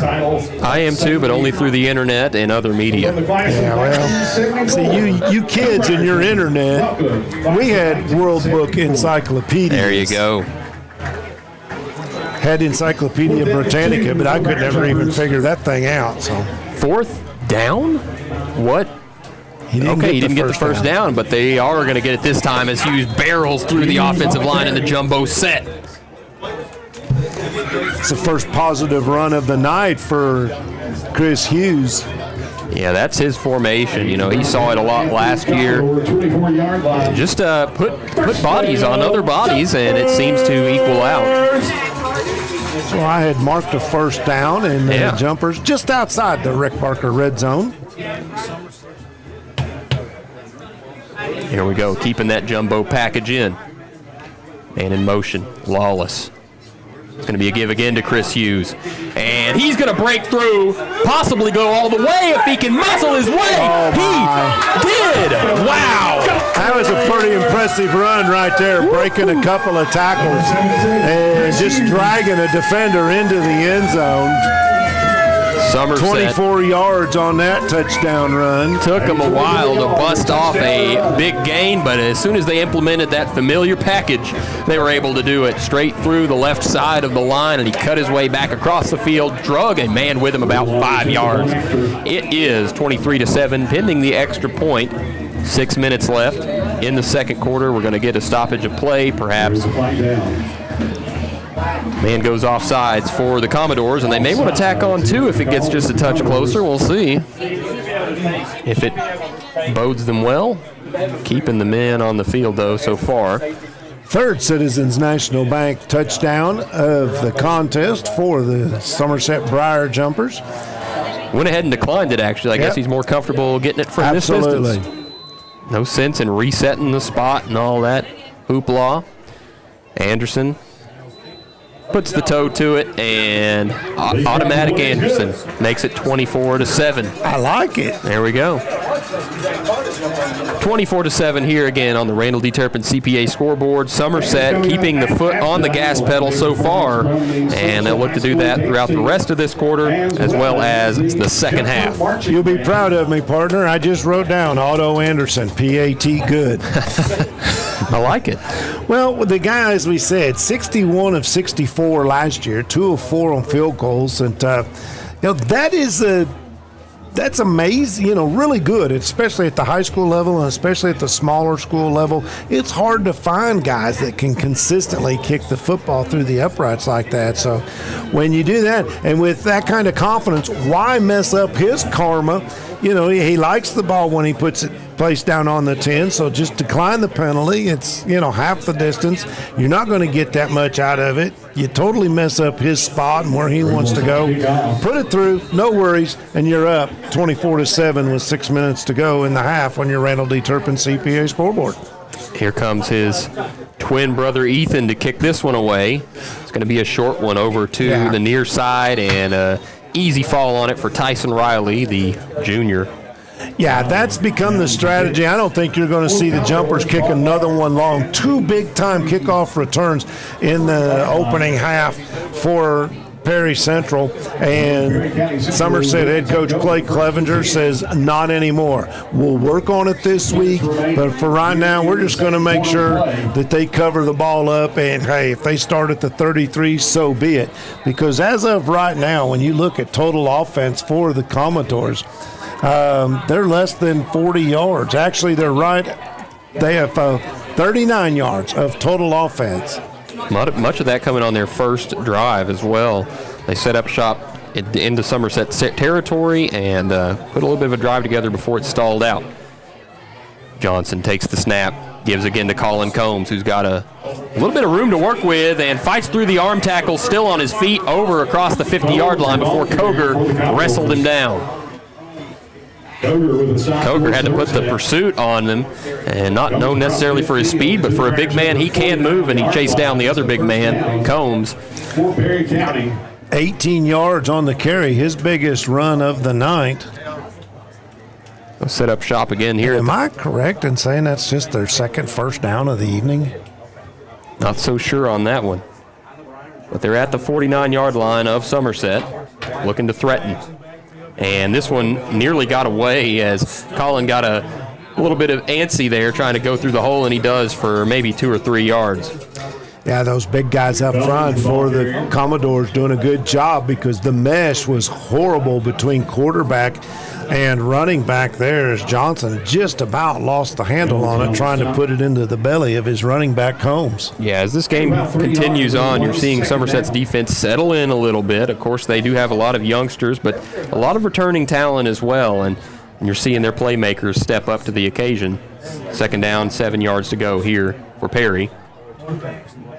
Collins going to move to the left side of his quarterback, Johnson. Takes the give again, straight up the middle. Bullying his way, and the pile moved forward, still on his feet. And that's going to make it 3rd down and about 2 yards. That's a nice run right there for Commodores, and just that play, leverage. Perry Central front 5. They were moving that front line back, and the second and third tier guys coming in to help, but they just couldn't stop the momentum of Combs, and he's 2 yards shy of a 1st down. Mike Allstott-esque. He does don number 40 as well in red and white. I was going to say Larry Zonka. That's more your era. Thank you. Single man in the backfield again, a similar formation to what the Briar Jumpers are running, and it's going to be a screen out to the right side, and he's going to get him in the backfield. Chris Hughes. Excellent play there by Hughes as he was led pretty deep on that screen. And it's going to go for negative yardage. 4th down now, about 4 yards to go for Perry. We'll see how they approach it this side of the field. Of course, probably going to try to go ahead and attempt to convert this. I believe that was Wyatt Minks, who's listed as a quarterback, who made that catch, but actually lost a couple of yards. Yes, he did. 4th down, 4 yards to go here for Perry as time winds down. Close to 3 minutes here in the 2nd quarter. Yeah, Perry Central, you know, they want to go for it here. They're in that no man's land. You stated that earlier, and now we're going to get a Ron Shaw Realtor timeout called by Coach Mark Dixon and the Perry Central Commodores. Big thank you to Don Franklin Somerset Family Dealerships right here in Somerset, Kentucky, the official photography sponsor of Lake Cumberland Sports. Nick, I heard Nick say he was going to be here tonight, so you got to check that out. You go to Lake Cumberland Sports, our Facebook page, and you will find some fantastic action shots from our man Nick Hibbard. Don Franklin, they work daily to provide customers with the best possible experience. And you can visit any one of their Somerset locations or go on Facebook at Don Franklin Somerset Family of Dealerships, where they treat you like family. And I think they're in the mowing business too now. I saw where they moved the Kia dealership down next to the Hyundai dealership down next to the Kia dealership on the north end of town. They got a bunch of bad boy lawnmowers out there on that end of the lot. So. Yeah, my kids love driving by there to see the big orange bulldog with the grimace on its face. I think it's pretty cool myself. I always peek over at it. And still that bulldog from Union College? It look, black and orange and white, a bulldog with a mean grimace. I'm going to go watch some Bulldogs play football tomorrow. Of course, last week was the Gritter-Rama and Pulaski County Youth Football League.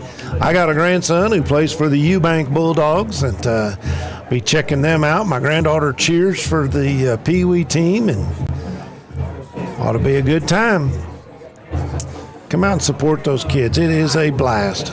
4th down, short 4 yards to go here. They're going to come out in an isolation set, and Combs is going to get it. Yeah, that was determination on his part, and I think they're going to give him the 4+ he needed to pick up the 1st down.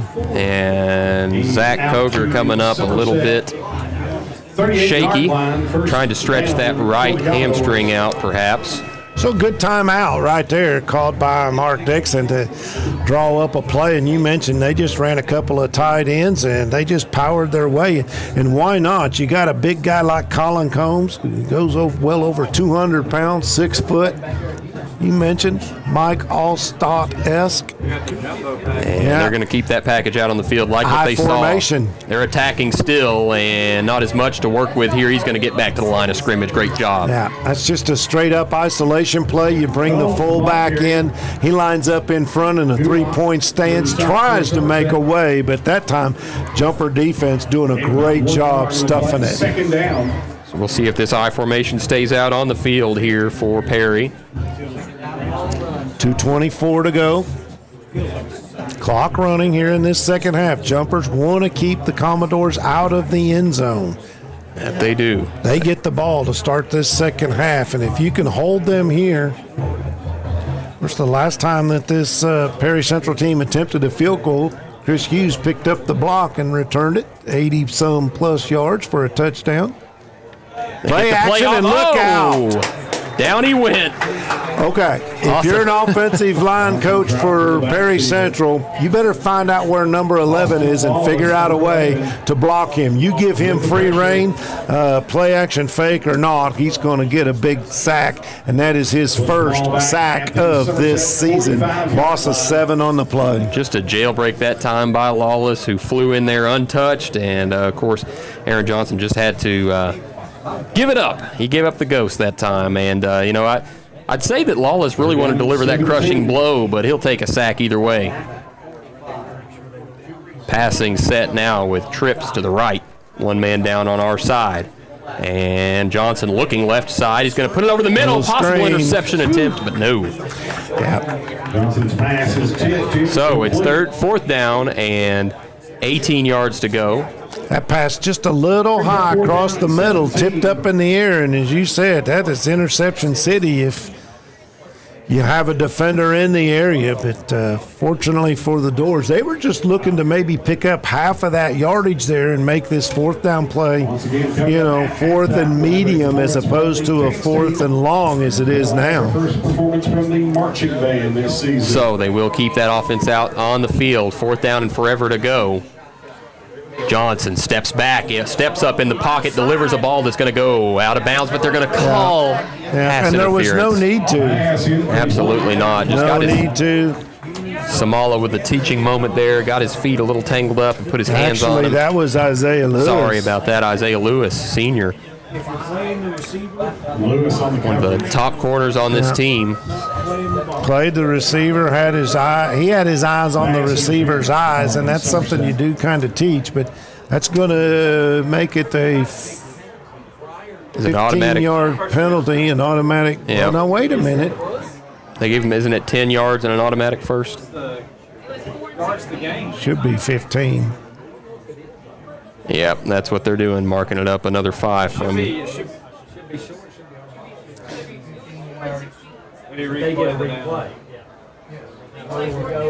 And still confused over the down marker. So it is going to be so it's not an automatic first down. It's 15 yards. But you get to replay the down. So now instead of 4th and 18, you got 4th and 3. It's 4th and 2. Yeah, so just a tough break there for the Briar Jumpers, but they got to stand tall as Josh Lewis, not really sure what the call is from the sideline.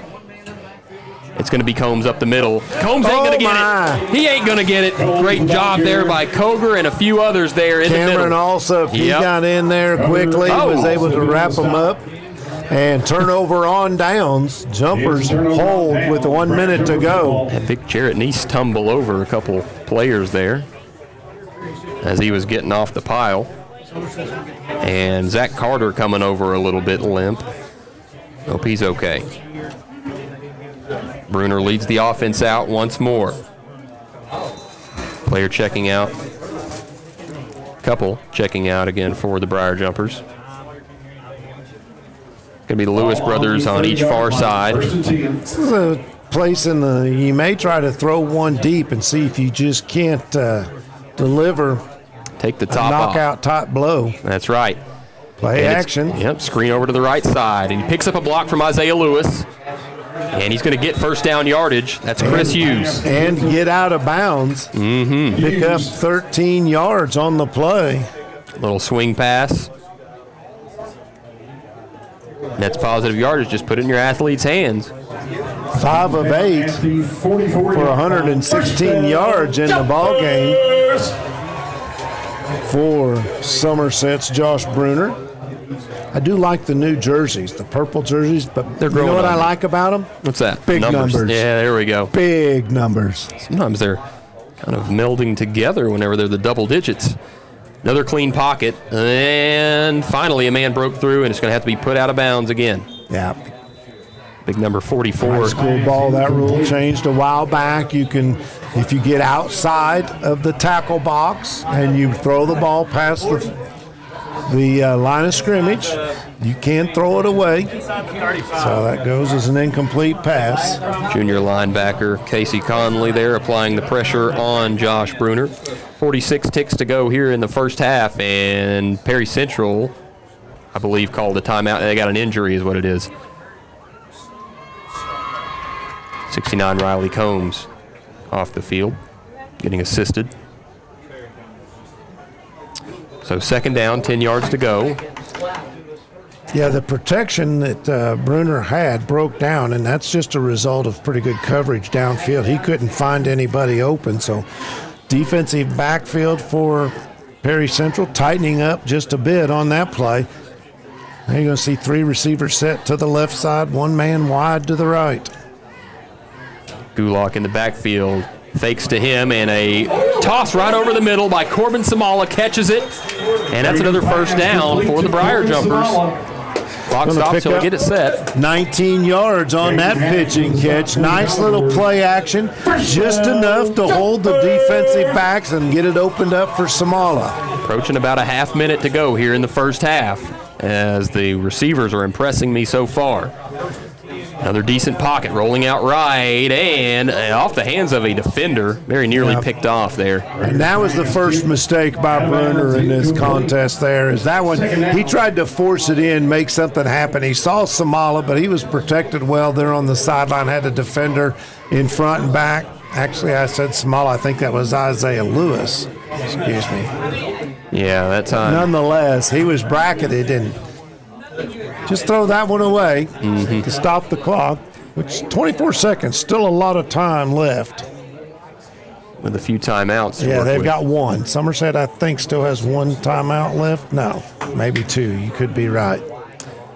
We don't have that information available to us. They have Corbin in a 3-point stance, as there's 2 men to the left side, and it's going to be put up there for Corbin. Came out of that 3-point Yeah, he's got to stance. try and get out of bounds. Can't do it.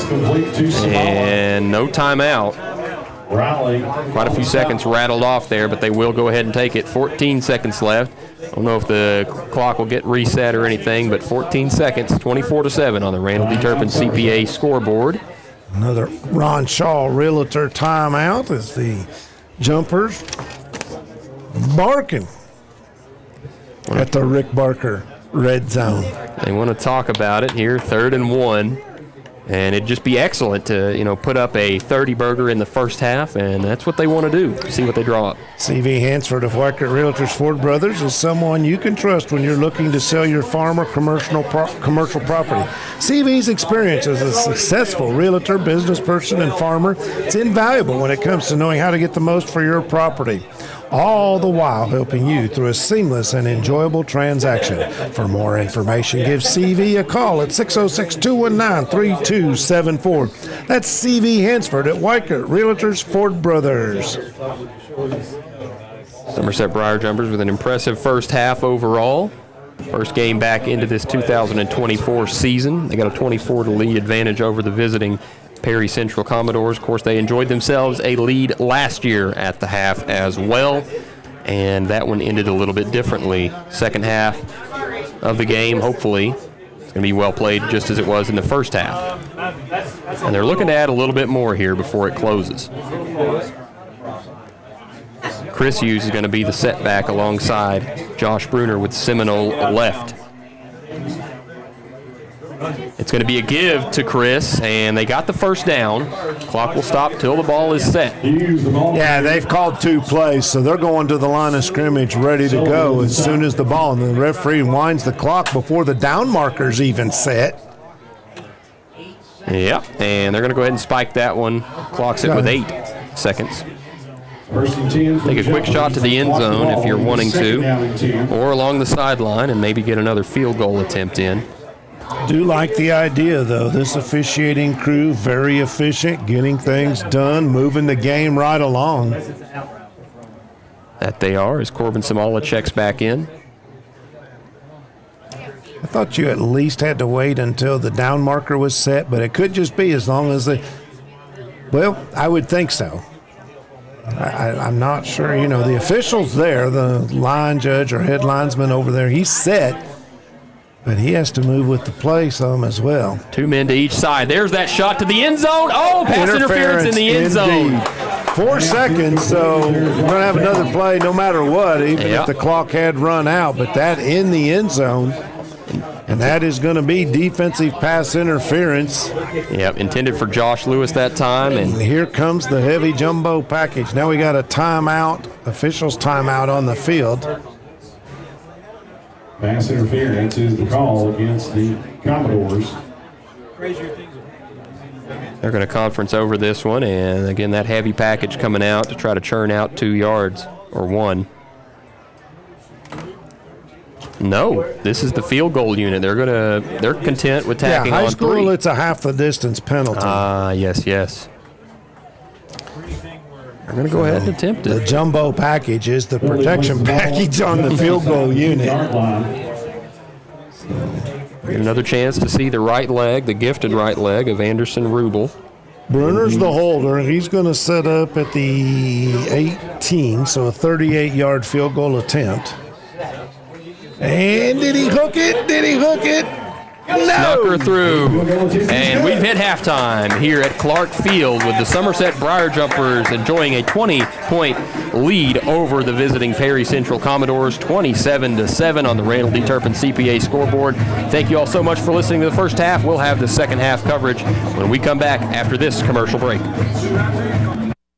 For a traditional mortgage. That's why the secondary market exists. It's there for down payment assistance, low down, no down payments, closing cost assistance, grant programs. Typically, there's no local point of contact for a secondary market loan. We're changing that whole process. That way, there's someone here to guide you through from application to clear to close and everything in between. Best things in life never change. They just get better, like Hardee's Original Bag. Back and better than ever. Just $5.99. Mix and match any 2 full-size favorites. A juicy charbroiled double cheeseburger, melty hot ham and cheese sandwich, or crispy hand-breaded chicken tender wrap. Any 2 plus fries and a drink, all just $5.99. Hardee's Original Bag. Loaded with handcrafted goodness. It's the greatest meal deal for your buck. Cash? Well, look no more. Alton Blakely's got cash? Is that cash, Daniel? Yep. And you're giving cash for cars? Yep. For real? Yep. Why not? Then on down to Alton Blakely, where selling your car is as easy as ABC. If you have a vehicle you'd like to sell or trade, it's fast and easy to get paid. And we'll give you top dollar. Visit Alton Blakely today. All the best since 1965.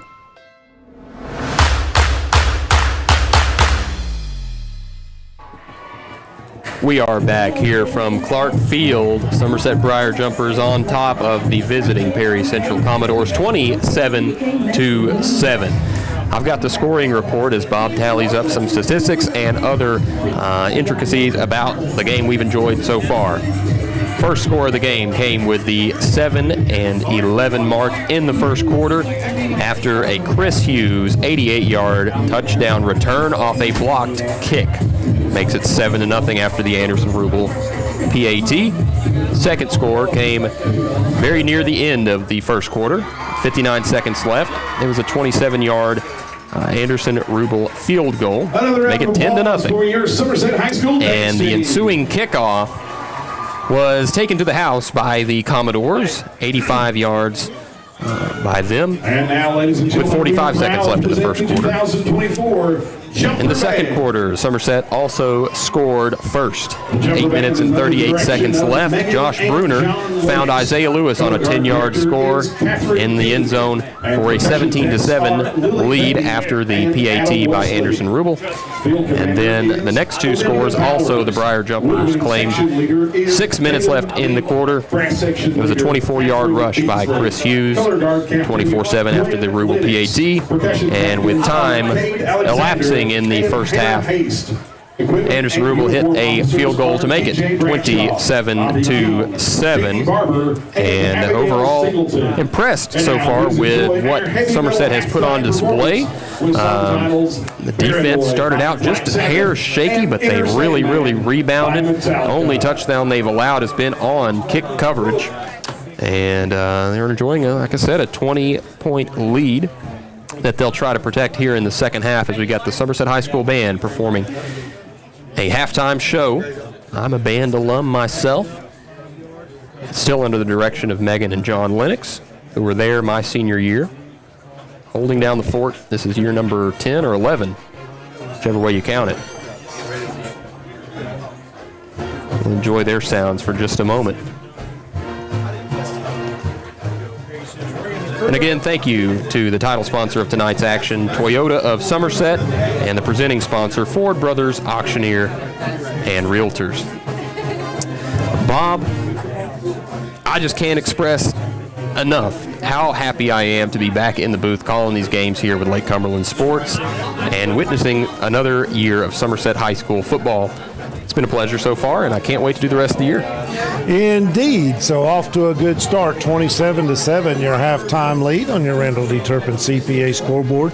Let's go ahead and take a look at some of the numbers. The Briar Jumpers in the first half, I have them with a grand total of 6 first downs in the contest. Compare that to just 3 first downs for Perry County Central. On the ground, Somerset, 13 rushes, 49 yards, including 1 touchdown. That was the 24-yard run by Chris Hughes, a power run, dragging defenders into the end zone. Through the air, Bruner completed 7 of 11 passes, had 1 touchdown and 144 yards. So all total, 24 offensive plays for the Jumpers, 293 yards of offense in that first half. Briar Jumpers were penalized 3 times for 39 yards. They did not turn the ball over.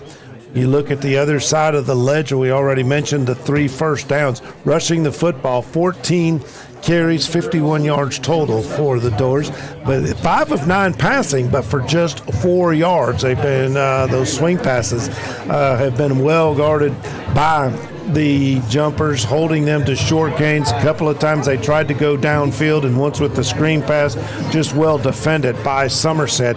So 23 plays for Perry Central, 55 yards of offense.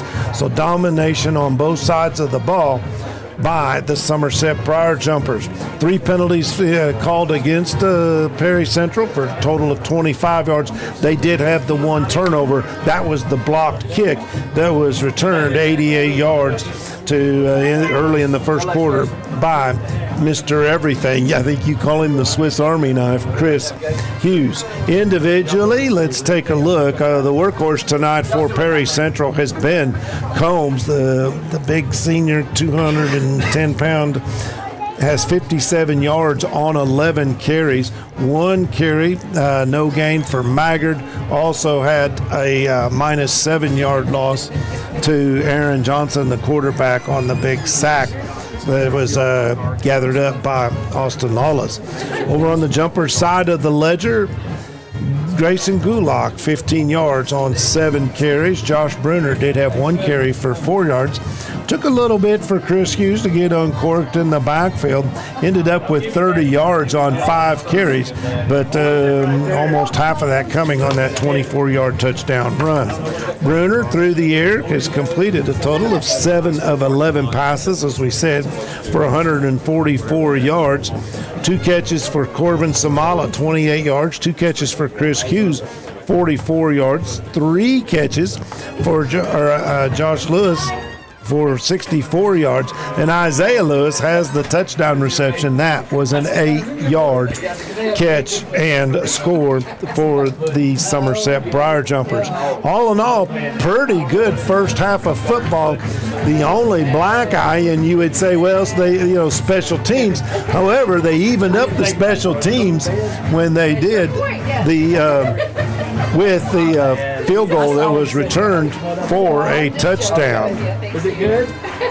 Got a couple of things to update you on. 28-27, Beechwood beats PC, scored with 33 seconds left in the game. Pulaski County had an extra point blocked, and they missed one. So pretty good start for Coach Burns at Pulaski County High School, but I guarantee you there's no such thing as a good start with a loss. A good start with a loss. He'll look at that, but you can take a lot from that. And gave Beechwood always an outstanding football team. And yes, they are a Class A team, but they're one of the, always year in, year out, one of the best Class A teams that you will see at in any part of this country, and especially here in Kentucky, a long tradition. So Maroons come away with a loss. Of course, tomorrow the Southwestern Warriors will be in action. I believe they travel to Taylor County, if I'm not mistaken, and of course Josh McKinney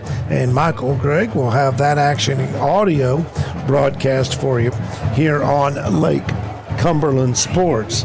Yeah, Pulaski County improved on that they're looking to improve on that 4-8 mark, and a tough showing there against one of 2A's finest, Beechwood. So, yeah. I said 1A, you're right, 2A. I knew better than that. The Warriors take on North Hardin tomorrow in that contest, so that'll be a big matchup. And, of course, we were talking during the coaches show that, earlier this week, and we were kind of giving Coach Foley at Somerset a hard time as he's the senior coach here in Pulaski County.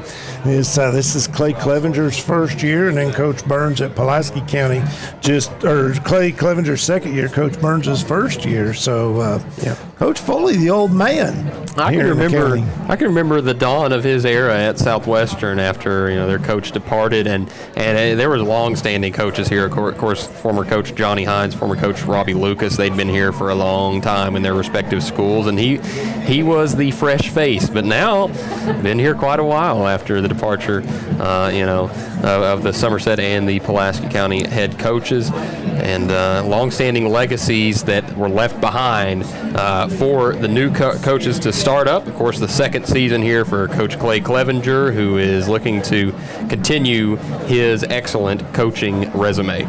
Indeed. Of course, we talked quite a bit, with Coach Clevenger, and a lot of experience he brought here from Danville. We chronicled that last season quite a bit, and unceremoniously let go at Danville, and stayed in the coaching game. And sometimes they say things will work out for the best, and I guarantee you, Briar Jumper fans are awful happy to see Clay Clevenger on the sideline and leading this jumper program. Of course, Robbie Lucas last year, really about a year and a half ago, succumbed to long-term illness and cancer, and it built a program, won a state championship, and Coach Clevenger hoping to get back there.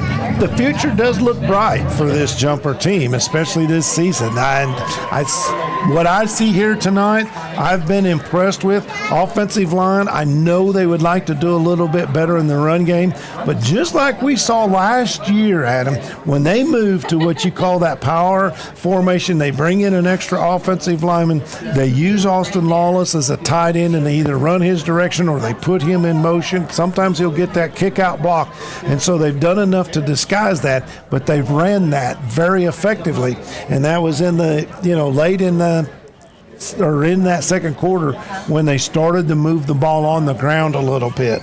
Yeah, nearly unstoppable, dare I say, especially once they got it, really, really implemented into the offense last season. Of course, the first couple of games were trying to figure things out under the new coach, Coach Clevenger, who I talked to one of the Danville players from 2017 state title team, Ethan Downey, and he said that we're lucky to have him, and Somerset certainly is. But yeah, as you mentioned, that jumbo package is really, really tough to stop once they get Lawless in motion and those offensive hogs are moving. And of course, lost 4 starting offensive linemen from last season. These guys going to have to pick up quite a bit of slack, but they're off to a solid start this year against the Eastern Kentucky folk. We're going to step out here, take a break, and when we come back, Adam and I will get you all set up for the second half of action here on Toyota Somerset's High School Football, presented by Ford Brothers Auctioneers. Bank, we still take pride in treating each and every customer like we would want to be treated. Our employees are here to help you navigate the confusing lending process and determine which type of home loan best suits you. Schedule an appointment today. We have highly qualified loan officers ready to serve you.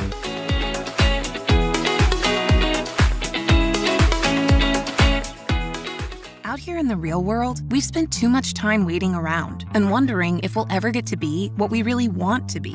Now it's time to move forward. And with a little help from Somerset Community College, you can finish that degree or start a whole new life as an IT VIP, a healthcare hero, and more. In less time and for less money than you think. The time is now. The place is here. Never underestimate you. Best things in life never change.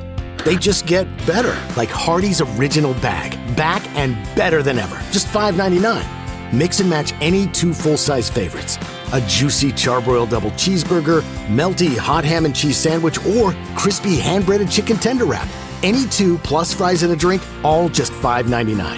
Hardee's Original Bag. Loaded with handcrafted goodness. It's the greatest meal deal for your buck.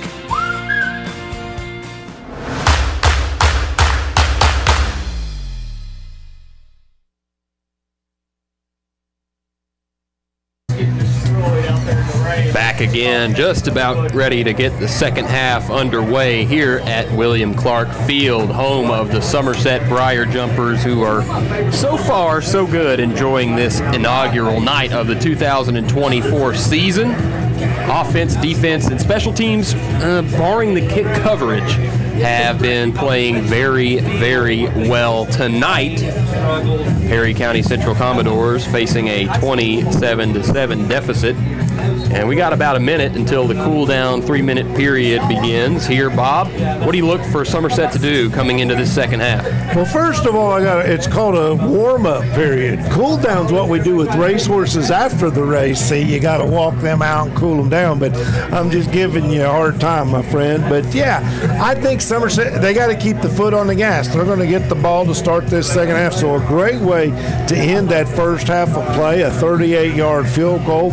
If folks around the state haven't noticed that Henderson Rubel has a pretty good boot, take notice, because he had a great season last year and has picked up right where he left off here, a 27-yard and a 38 or 28-yard field goal to get things going for this Jumpers. I agree with you. You know, I always say there's 3 aspects to the game, 3 components: offense, defense, special teams.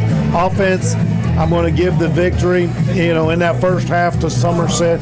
Defense, I think, again, anytime you can hold a defense to 55 yards or hold an offense to 55 yards, in 2 quarters of play, that's pretty doggone good.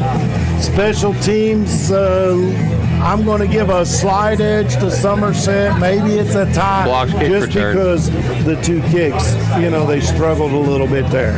Yeah, absolutely. And, what I hope to see from Somerset throughout this second half, of course, you do have the 20-point lead, and you want to keep your foot on the gas as much as possible and try to oil up that running game a little bit more. But I don't want to see them completely abandon the passing game. Really liking what I'm seeing from Bruner and the offensive line in protection and these wide receivers flashing the hands. I want to see some of more of that, downfield stretch to maybe open this game up to a running clock. We'll see. I think, Adam, and to go along with what you're talking about, we chronicled the struggles of the offense, especially trying to run the ball up the middle. They couldn't get outside, and then they started throwing the ball. So I think that throwing game, the passing game, did open up some of those rushing lanes. And then we also talked about moments ago in this halftime break that putting some power in, and I think that just kind of builds some confidence with your offensive front. Those guys, we talked about how young. Now, I'm not criticizing what they've done. I think they're just young, still trying to learn a little bit, get their assignments down and everything.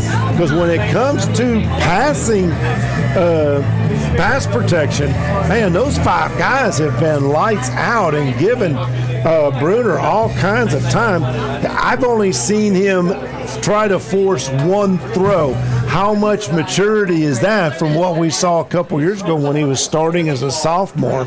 So they didn't start a 3-minute clock. I think everybody got their warm-ups in. I don't know if we're ready to go or not in the warm-up period. Somerset looks like their kickoff return team's ready to take the field. Officials are at midfield. kickoff team for Perry Central across the way.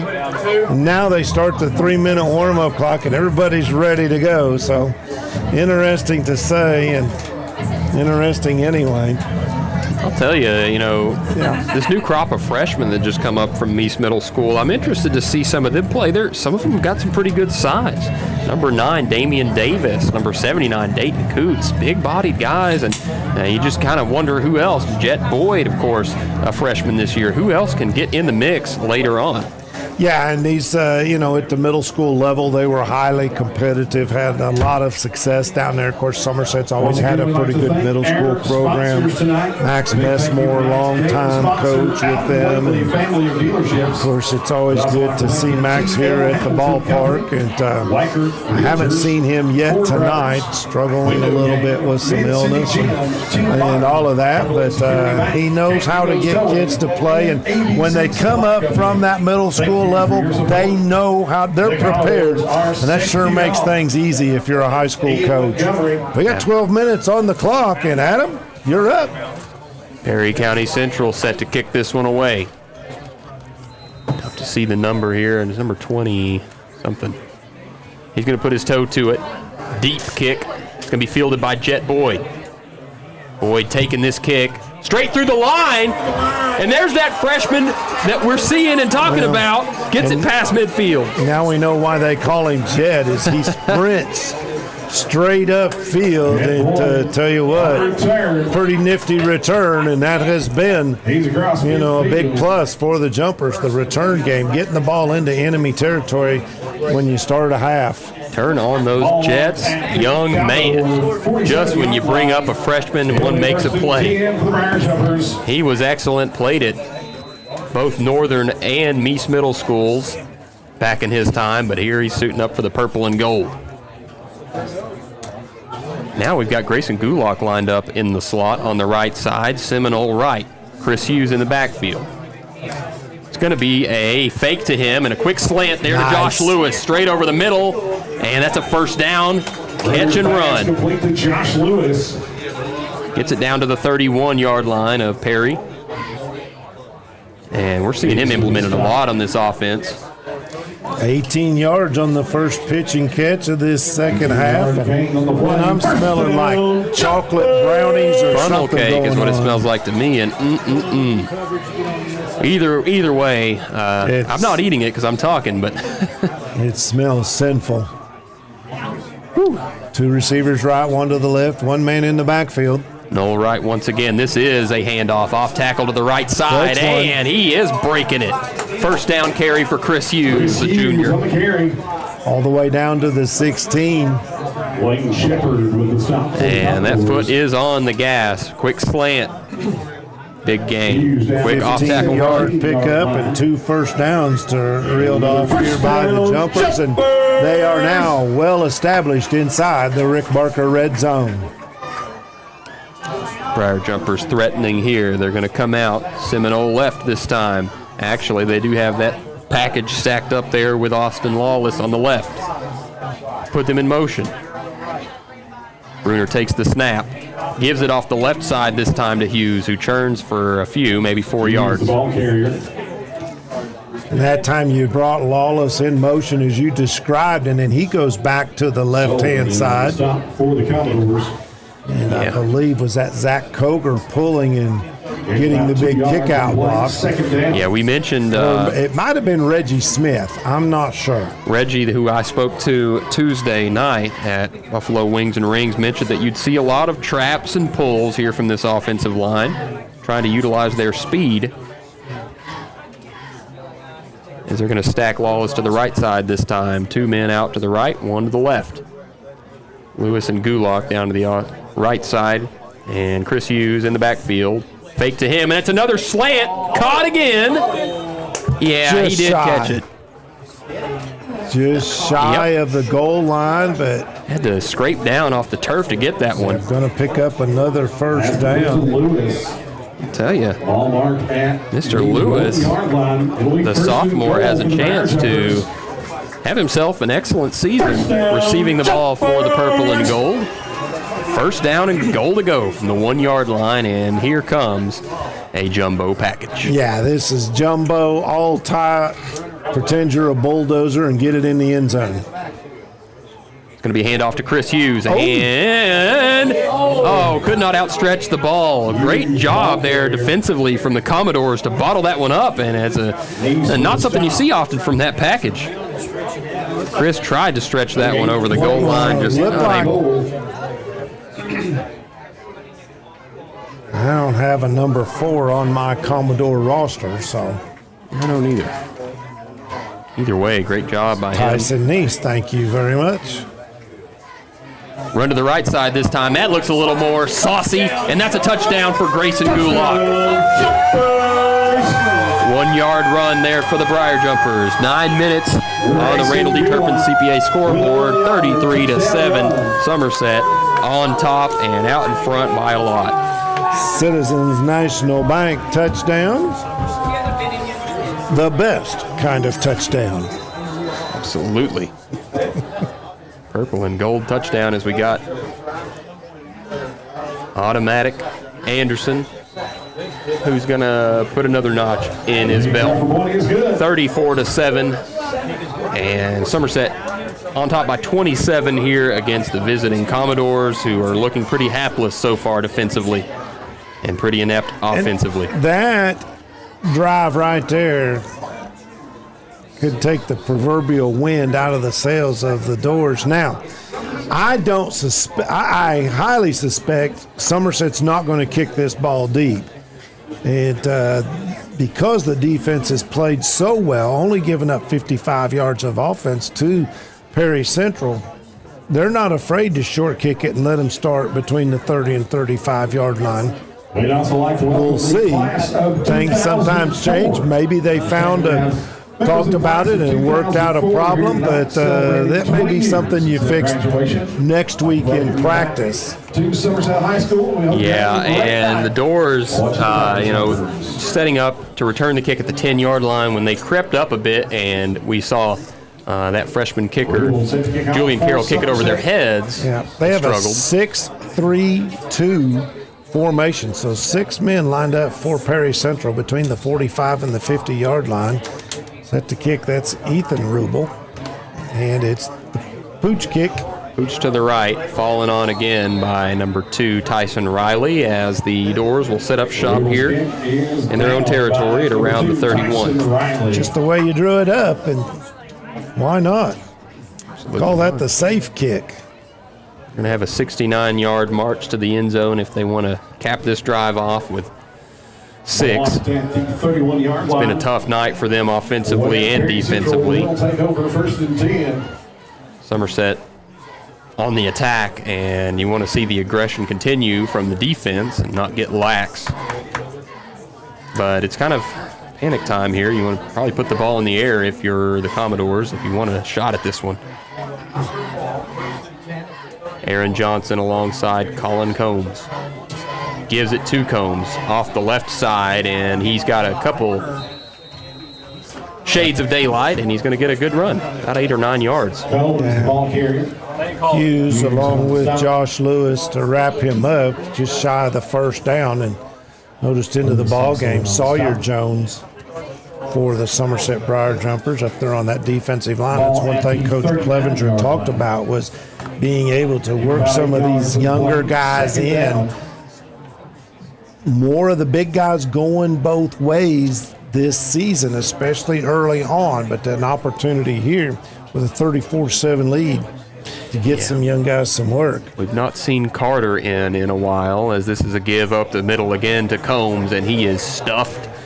Big Cam Alsop, along with John Reynolds, to plug that one up. Austin and Reynolds in on the stop. So 3rd down and a long one. Short 2. Let's just call it 2. What the heck? Potato. So, 3rd down, 2 to go, as Bob was mentioning. They come in from the sidelines and break this huddle, attempting to preserve this drive. Johnson in the shotgun, as he's been for most of the night. And we got Chris Hughes strafing down to cover the man in the slot. It's going to be a give up the middle, though, and he scores through. He just vanished right through there. First down carry for the Commodores. Yeah, it was Gulak, and I tell you what, that was a big-time tackle there by Grayson Gulak because he doesn't make that stop, and guess what? Head of steam in the secondary. The races. Yep. First down of this half for the Doors, knocking on the door of Briar Jumper territory. Yeah, a rolling barrel like that into the secondary can often spell trouble. So, again, great job by Gulak to stop it before it got out of hand. First down, 10 to go for the Commodores. It's going to be a give again. Why not? Keep giving it to him. Solid run that time, about 6 yards for Combs. Up into Somerset territory at the 48-yard line. All right, have an update that if you see number 62 out there on the field, don't be surprised. That is still Zach Carter. His jersey got torn up, so they put him in number 62. Thank you. Well, Jonathan Ebser for that information. Thank you so much. Because I saw him get up a little bit gimpy, and I didn't see him on the sideline, though, so good to see that he's still out there. And hopefully that jersey, the first time they've been worn and one's been ripped. And this is going to be a run out to the left side and a little quarterback sweep as Josh Lewis puts his shoulder into. Yeah, that's just a read option right there, and he just made the read, pulled the ball, decided to keep it himself, come around the left end, is going to pick up. Did he get enough for the first down? Yes, they are moving the chains. 43-yard line. Solid run that time to extend the drive here by Johnson. Aaron Johnson, of course, stepping into his starting role after the senior last year graduated from the quarterback position with about 5 minutes and 48 seconds left here to go in the third quarter. Commodores looking to cut into this lead. Aaron Johnson alongside a different ball carrier in the backfield, number 4, Neese. Give to Neese, and Neese is going to get maybe 2 yards before he's bottled up there by Bartley and Chris Hughes coming up there from the safety position. Bartley on the stop for the Briar Jumpers. So minimal gain there. Gain on the play. As the Commodores offense continues to apply the pressure.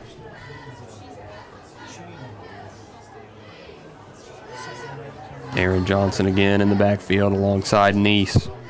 2 men to each side. Still not elected to put the ball in the air this drive, and they will right on cue. Pressure gets to him. Aaron Johnson escapes, or maybe a hold down there in the backfield as he's scrambling, still on his feet. He's finally brought down there by Lawless across the field. Yeah, I think I see a flag right in the, I guess, logo. Lawless. Sure enough. Good job, partner. Yep, so a hold there that time by the offensive lineman of the Commodores, and there was great pressure applied there. So protect that quarterback and grab a couple fabrics, and referee saw it. So march them back. They're now on their own side of the field. And the new rule change from last year, they marked that from the line of scrimmage as opposed to where the flag was thrown in the backfield. I like that rule. And Coach Rubel just showed me the ripped jersey of Zach Carter. It is completely just gashed down the middle. So new 54 jersey possibly going to be ordered unless they elect to keep the 62 for these sets. It just tore right away. 2 men on each side here. And perhaps a quick jump there from the slot. Going to get it out over to the right side. Sorry, left side. That's number 16, Derek Fields, to corral that one and make it a manageable situation here on third down. Stop for Somerset. Koger got coming back from the all linebacker. of the penalty yards and then some. It's going to be 3rd down and 5, so 15. And they picked on number 83 that time. 3rd down and 5. Mounts. For the Commodores. And burned him. Not enough for the first down, though. So 3rd down, 5 yards to go. Nathan Mounts, the senior, in coverage again. 2 men in the backfield early. They're really just getting to go there, but it's going to be 4th down and short. Colin Combs poked through pretty early there to get the lead block. Neese, the ball carrier. For Neese. He's down at the 35-yard line, 2-yard gain. It's going to be 4th down, 2 yards to go, and of course, got to go for it here if you're Perry. Score, doesn't really matter. You're going for it here anyway. Yeah, because what you want to do is avoid that 35-point deficit. If they don't score here, Somerset could score, and then you get to the running clock situation. It'd be an early drive home to Hazard. And, he's pressured, but he steps up and delivers a ball that's going to be dropped. Nice. Going to be dropped. Great job there defensively. Nathan Mounds looked like he was burnt on the play and then somehow turned on an afterburner and knocked the ball away. Yeah, they had a chance at that one, but just unable to haul it in, looking for Robinson deep on the left side, who was free until Nathan Mounts ate up the ground between him and the ball. So Somerset's going to take over here after the turnover on downs at the 35-yard line, looking to put this one on ice and get the running clock in effect. Bruner comes out, gives it, and that's an excellent run there by Chris Hughes, who's going to rumble forward for a 12-yarder and another 1st down for the Somerset Briar Jumpers. Call it 12. Gets up all the way to the 47. He's all the way out to the Somerset 47-yard line. Excellent run there. Chris Hughes, he can do it through the air. He can do it. We can also see him throw the ball in emergency situations. Well, he played a little quarterback a couple years ago. Does it all. And the Swiss Army knife, as I mentioned before, we got Seminole right this time. It's going to be, he is playing quarterback right now. Yeah, that's just a wildcat play there, direct snap. And another 14 yards and another jumper 1st down. Yes, sir. Quarterback sweep kept the defense guessing. Well, what's he going to do from there? And what he does best, he's going to run that ball, get into the plus territory. And they're going to keep the wildcat formation out on the field. Well, no, here comes Bruner. Unless Bruner's running wide receiver. Well, that's what I was going to say. I think he was in there that time lined up as a slot, but I didn't get a good look at it before they snapped the ball. Yeah, I didn't catch the glimpse either, as we're going to get a timeout. Reset the play clock. And they did. 25 seconds. There we go. So Somerset marching straight down the field as they've done most of the night. Bruner's going to come out. 11 1st downs is what I have them with. Keeping in mind, our stats are 100% unofficial. Absolutely. Seminole right with a tight end, Jax Griffith on the right side. It's going to be an inside handoff there to Roby Browning, who is gobbled up for about a 0-yard rush. 2nd down, 10 yards to go after the senior gets nowhere. Roby Browning, grandson of former First Baptist Church pastor Bob Browning. There you go. No gain on the play, 2nd down. Roby, they also mentioned his teammates were lauding him, saying he's done an excellent job this camp and is going to make an impact on both sides of the ball. So there's 2 out to the right side, and they've got Austin Lawless flexed as a blocking tight end. Gulak, the setback. No, rather, that is Samala.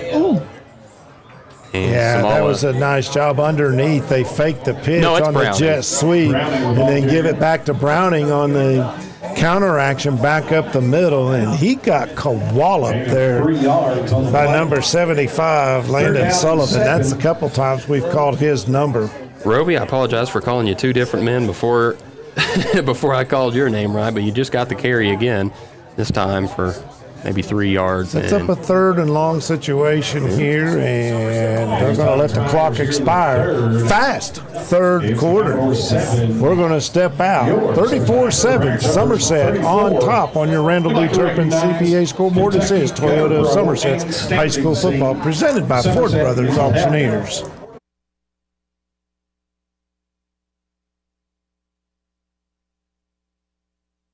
Exists. It's there for down payment assistance, low down, no down payments, closing cost assistance, grant programs. Typically, there's no local point of contact for a secondary market loan. We're changing that whole process. That way, there's someone here to guide you through from application to clear to close and everything in between. Best in life never change. They just get better, like Hardee's Original back and better than ever. $5.99. Mix and match any full-size favorites.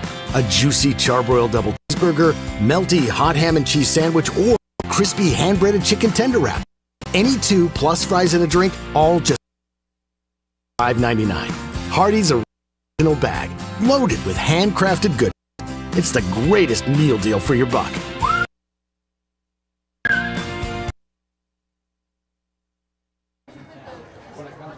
Back again here from Clark Field to start up the fourth quarter of action. Somerset's got the ball with a 3rd and 7.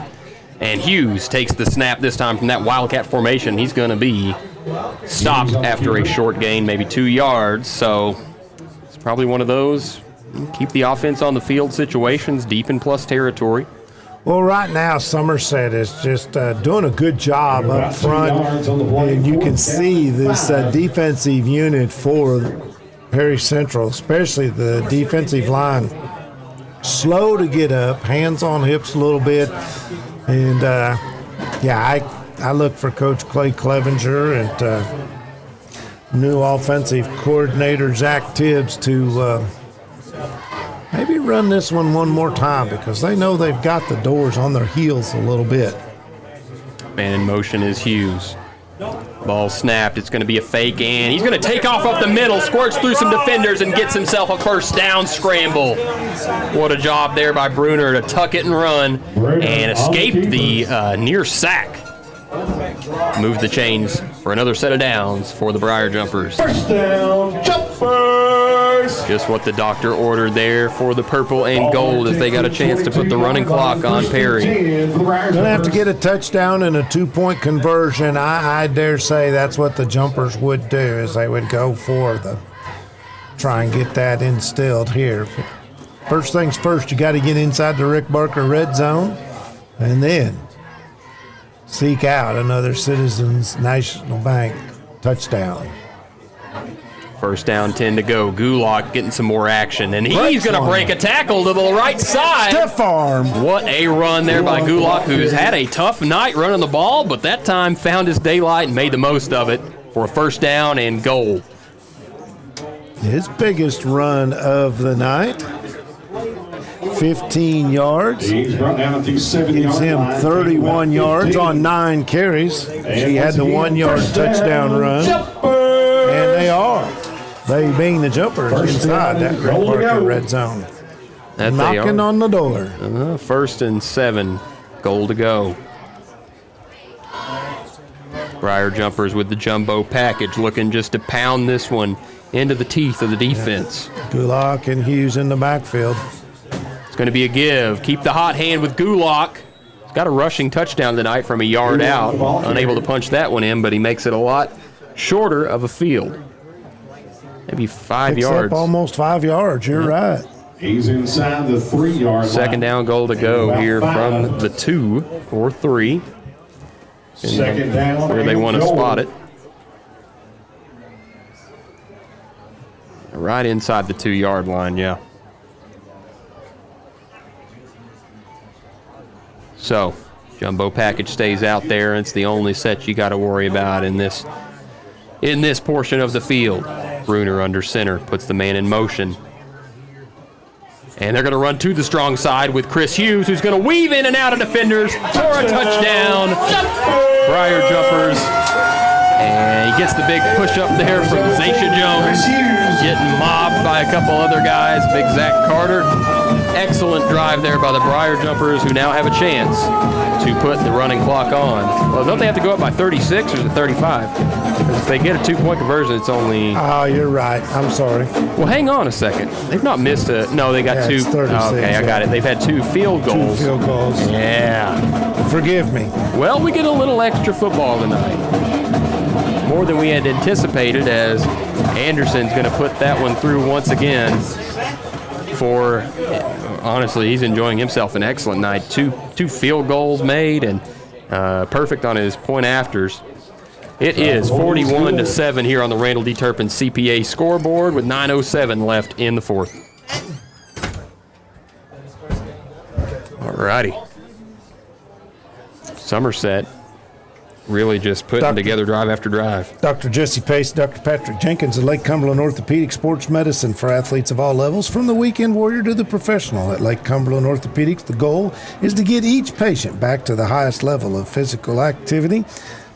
They are proud to support local athletics. They serve as team physicians for Lindsey Wilson College, Southwestern Somerset, Pulaski, and Wayne County High Schools, as well as many other athletes in the Lake Cumberland area. And be sure to watch our Wings and Rings video game of the week on Lake Cumberland Sports. Our next broadcast is September the 6th, George Rogers Clark at Pulaski County. Wings and Rings. Wings and Rings. Wings always created your way and always fresh, never frozen burgers. 9:07 to go in this contest. It's 41-7. It has been all Somerset Briar Jumpers. That is right. Somerset Briar Jumpers been really getting after it in all phases of the game. This is going to be kicked by Ethan Rubel and downed by number 2, Tyson Riley, who's fielded his fair share of kicks and just had to sit on him as he sees a sea of purple closing in on him. And they're going to set up shop here at around the 30-yard line. Maybe even the 29. Yeah, at 28, it got a little bit deeper than I thought initially. So Perry Central, they've come into the Briar Patch, coming off a win last season in a thrilling, electrifying, and if not controversial ending, and it's been a different tale of the tape tonight. They're going to try to fight for some pride here on their final drives of the game. They're going to come out with a 4-man wide receiver set. Doubles to each side. Johnson puts the ball in the air and caught along the sideline by number 8, Tyler Robinson, sophomore. He's had a couple grabs tonight. Makes it second down and about 6. Maybe 5 as they finally spot it. 5 yards on the play, second down. So good quick strike there that time. We've not seen the ball in the air very much, and hardly any deep shots. They've come up empty on the few that they have attempted, though. Trips to the right, 1 man to the left. Colin Combs in the backfield alongside Johnson. Aaron Johnson is going to escape pressure, scrambling to the left side. He's got a first down carry. And he's finally brought down by John Reynolds and Zach Koger, the inside linebackers for this 3-4 set, who were having a solid night, but at that time protection broke down and they just did not have the horsepower to chase him before he got that first down. So I got to ask Adam, Aaron Johnson, do you think he's of the Rock Ridge Johnsons? You've lost me. He has no idea. I know Jonathan Absher knows what I'm talking about. Not sure if this is a pop culture reference or a hazard reference. It's not a hazard reference. Okay. Go with pop culture. Well, stick with your gut. Well, this one is a quick strike from Johnson to his receiver, Watts, who's getting another first down. So they're putting some magic together on this drive, what little they can. It's been a tough night for them on all phases of the game besides kick returning. And Somerset got pretty quick-witted after that and decided, let's not kick it deep any longer so they don't generate any more points that way. And the only score. Go ahead. Perry Central's doing right now, they're just working on stuff now. They'd like to go down here, put up a score, give them something to build on as they get ready for next week's contest. 7:55 to go. Clock is running. 41-7 Jumpers. It's been all Somerset all night long. Quick throw out to the left side again, and he's got his man Watts. Tate Watts with another first down catch, and Somerset letting up just a little bit. Well, not letting up. You've got some young guys in there getting some action, so, that's to be expected. Yeah, they still do have a lot of youngsters. Still do have a few of their starters out there, though. Mounts is getting thrown at. Chris Hughes still manning the safety position, and he's going to coach up Nathan Mounts. Good leadership displayed there. Trips to the right side, one man to the left. 16 Fields over there. Colin Combs, the lone running back. And it's going to be a give to Combs up the middle. Nice Great job defensively.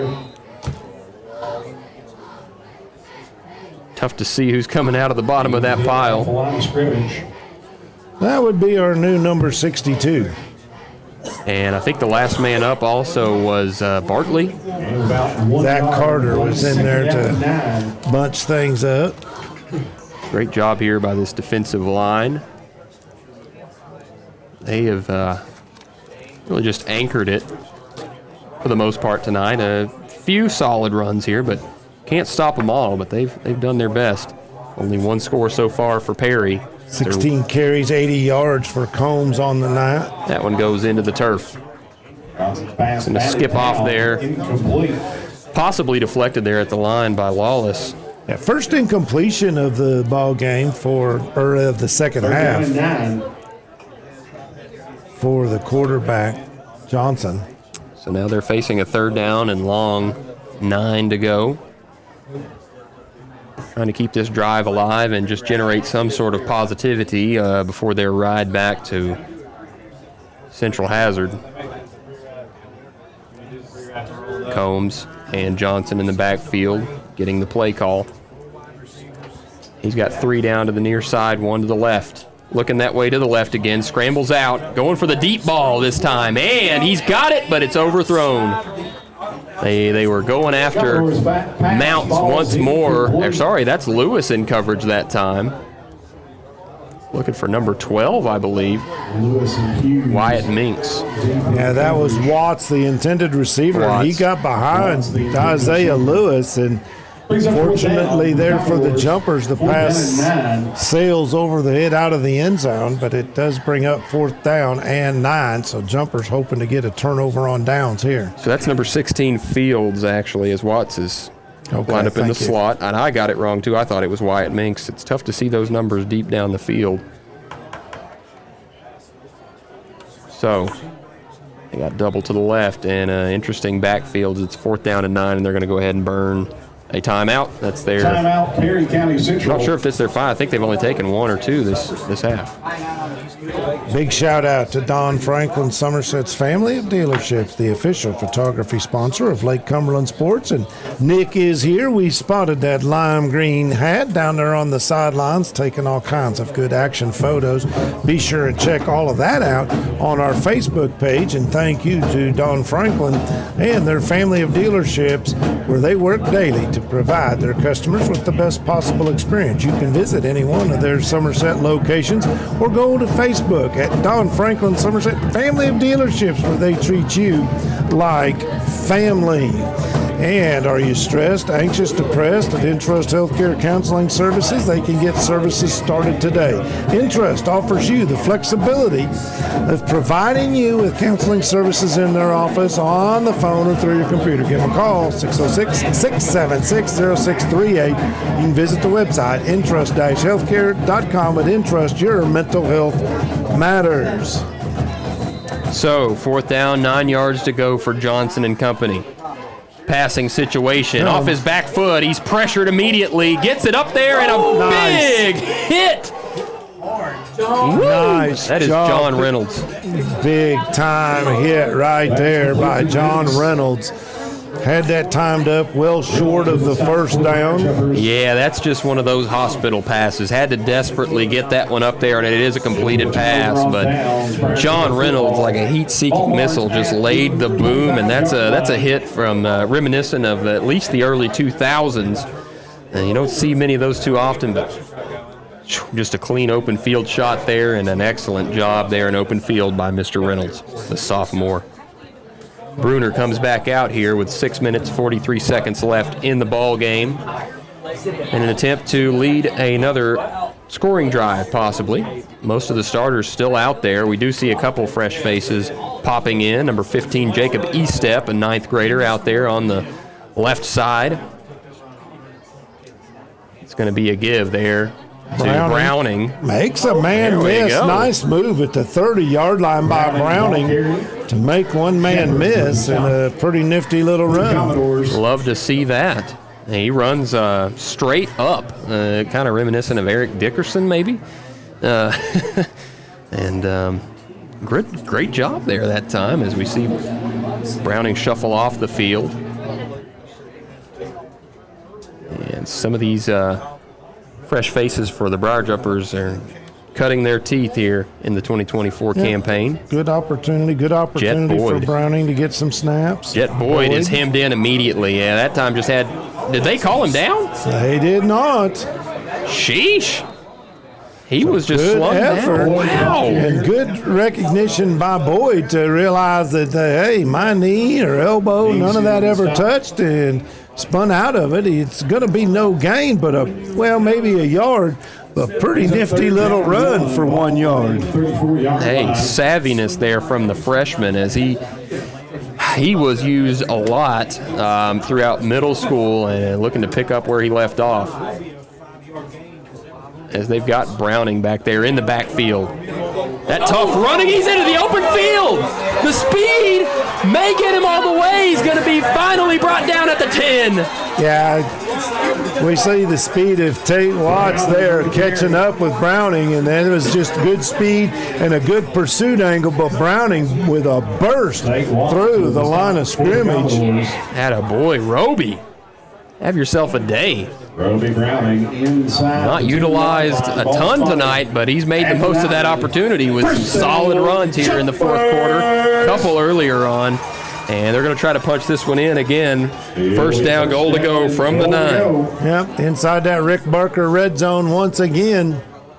They're going to keep Browning there in the backfield alongside Josh Bruner. Isaiah Lewis spread out wide to the right, clear out by the numbers. And it's going to be a give to Browning this time, nowhere to go. I like that call. Give him a chance, see if he can't finish off the drive, but he's going to be dropped for a loss of maybe a couple. Yeah. It's first and goal at the 9. Now it's going to be first and goal. Awesome 3 yards on the play. At the 12. Good play by Jackson Deaton to come through the line and stop that one in its tracks. So now second and goal from the 13. And they've got single coverage over there on the right side. Would have been a decent shot to take a shot at the end zone last play, but now they're going to move a couple men over to that side. It's more of a passing situation now. Nolan Rice over there.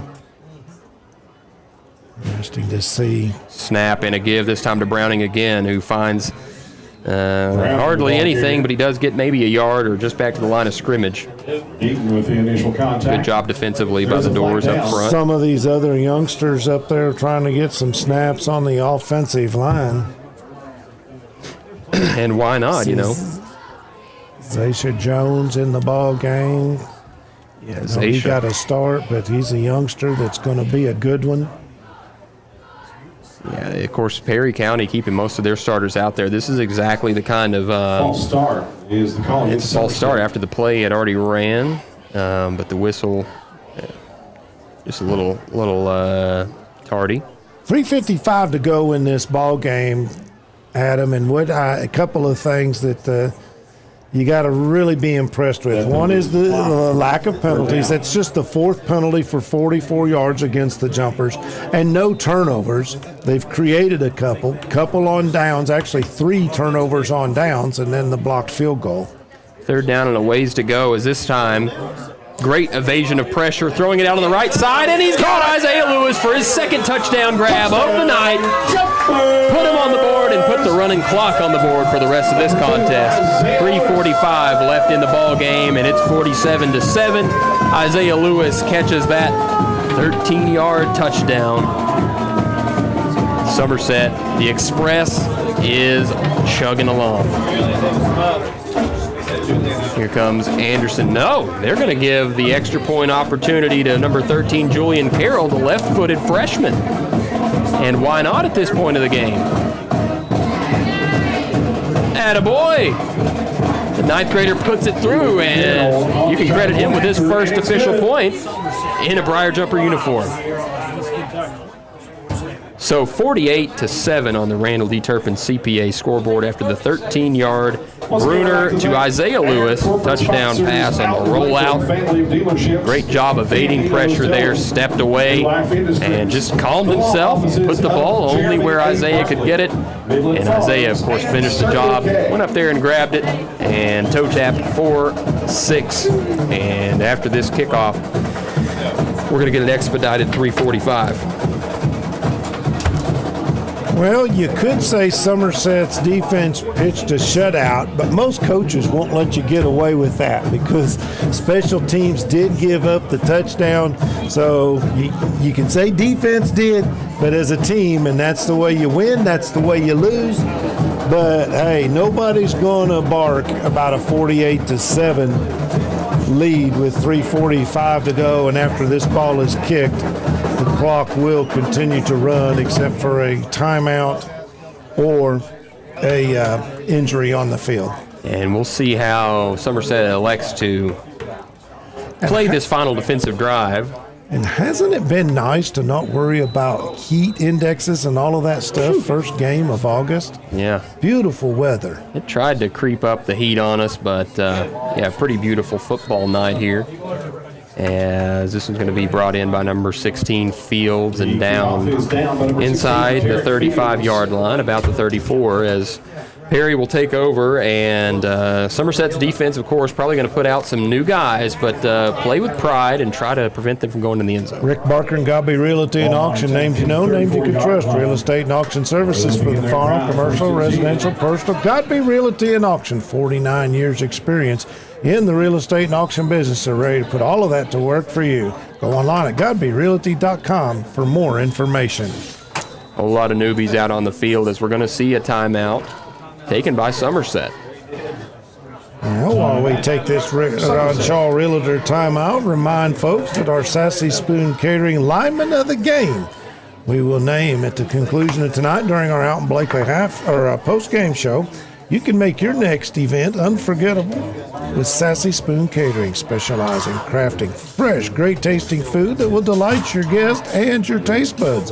From elegant wedding receptions to dynamic corporate events, intimate parties or casual picnics, and productive business luncheons. Sassy Spoon Catering, the perfect menu to elevate your occasion. Let them handle the food so you can focus on the fun. Call Sassy Spoon Catering today and taste the difference. First night of the year for the Briar Jumpers has been a fun one. Of course, the Jumper Walk 16th annual led us into this ball game. School spirit is out here in force. The stands are packed. A couple people have left since Somerset's enjoying a pretty comfortable victory here tonight, as the final 3 and 15 will tick away here as the play resumes. Jumpers using this timeout just to get some young guys in there, let them get some snaps as we'll go to a running clock with 3:15 and a 41-point Jumper advantage. And Perry as well bringing in some new guys. Parker Maggard just gave that ball off to Bryson Johnson, both freshmen, and a solid run there for Johnson, who's going to get towards the first down marker. Going to be just a touch short. 2nd and inches here for Perry Central. Strong run there up the gut. Of course, entirely different players out there for each sides in this stage of the game. 10 yards on the play, 1st and 10 for the Commodores. Johnson again in the backfield. First down. Okay, they did. By the nose of the ball. Maggard, the snap, gives it again to Bryson Johnson, who's got himself ahead of steam, going to get maybe 7 yards. So, solid freshman talent, as it appears, running right through the teeth of the defense as this one winds down to close to 2 minutes. Yeah, front offensive line for Perry Central. A lot of replacements up there as well. 7 yards on the play. They got some size on them now. They're towering over that three-man front for the Briar Jumpers, especially on the left side, and that's probably the side that they're going to lean toward. So we got a whistle. Someone's going to talk it over. Do we have another timeout, or is it just an official conference?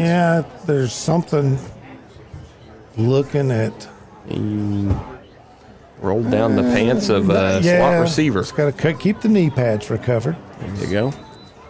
Play resumes now. Minute 48 left in the ball game. Maggard the snap. Going to be a handoff in this one. Not as much running room, but they're going to be pretty close to the first down. They're going to go ahead and give it to him. Sticks will move. He's out to the 45-yard line. That was number 22, Keegan Cecil, also a freshman. So plenty of freshmen that play ball here for Commodores. Maggard again in the gun. Looking to put the ball in the air this time. Pretty clean pocket, and he's going to overthrow his man. Had him for a short gain. That was number 32. Jaron Fugit, also a freshman. They pretty much got the freshman squad out there. And it's always good when you got that many freshmen that are willing to play and get their nose dirty, get them prepared for their future. Under 1 minute to go in this contest. Yeah, this one was just a complete domination by the Somerset Briar Jumpers. Of course, up by 41 points as this one winds down here in the waning moments. Briar Jumper sideline, hyping up each other, handshakes after. I'm seeing Kagan Skidmore celebrating with his players. Former Briar Jumper great. Looking to throw once more is Maggard. And Maggard's going to scramble this time and get first down yardage along the sideline and a lot more as he takes a shot on the sideline. Sheesh, that is number 88, Andrew Lawson, the junior. And a junior on the the freshman, took his first live action shot of his high school career, and welcome to the big leagues as this game finally salts away. Briar Jumpers enjoyed a huge victory, 48-7 on the Randall D. Turpin CPA scoreboard. The Briar Jumper Express cruise to a victory. We'll be right back after this word from our sponsors. Thank you so much for listening. We're known for great service before and after the sale, and so much more. Since 1988, Toyota of Somerset has been supporting our local communities. And we sell and service what a number of different reading services call the most fuel-efficient, dependable, and safe vehicles on the road. Toyota. Toyota of Somerset, South Highway 27 Somerset, and online at toyotaofsomerset.com. At Toyota of Somerset, we're all about you. Here to come in 17500, here to come in 175.2. I-200 down again, here to come in a quarter. Like successful sports programs, putting together a successful auction takes a lot of planning, organization, attention to detail, and teamwork. And you need dedicated and committed people pulling together. At Ford Brothers Auctioneers, we've been successfully selling the country since 1965. Ford Brothers Auctioneers. Give us a call or visit us online at FordBrothersInc.com. Ford Brothers Auctioneers, we're selling the country.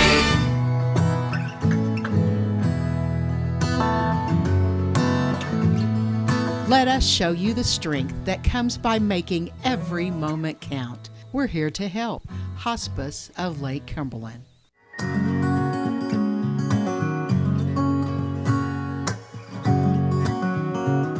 Let us show you the strength that comes by making every moment count. We're here to help. Hospice of Lake Best Cumberland. things in life never change. They just get better, like Hardee's Original Bag. Back and better than ever. Just $5.99. Mix and match any two full-size favorites.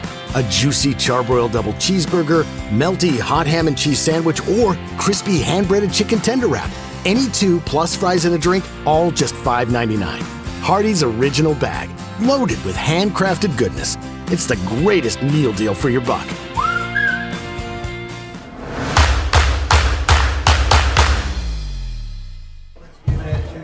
Adam Bray here with Bob Boone here.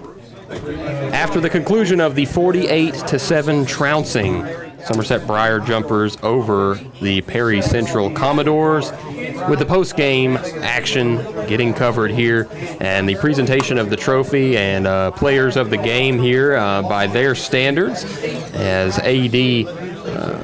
Burkett is out there at midfield to present these trophies to those players as the teams are knelt at the 40-yard line. I'll go ahead and get you the scoring recap from tonight's game.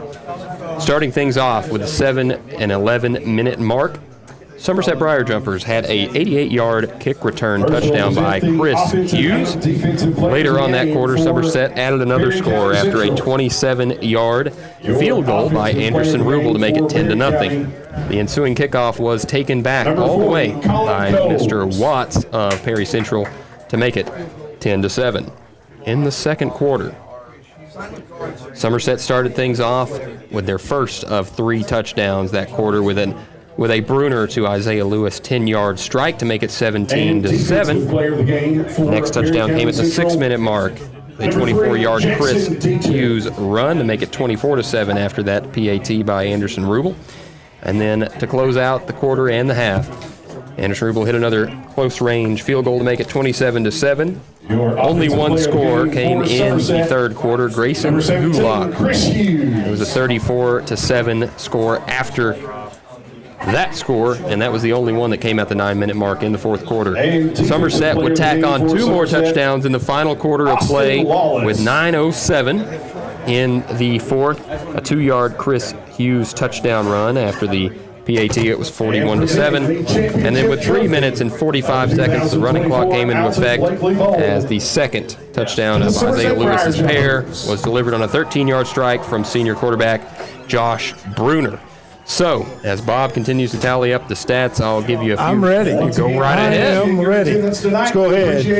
Total-wise, first of all, let's get you the Perry County Central Commodores. They had 10 first downs. They rushed the ball 26 times for 138 yards, 9 of 19 through the air for 51 yards, 45 offensive plays, 189 yards for the Commodores. They were penalized 4 times for 35 yards, and they did turn the ball over once officially, turned it over 3 more times on downs.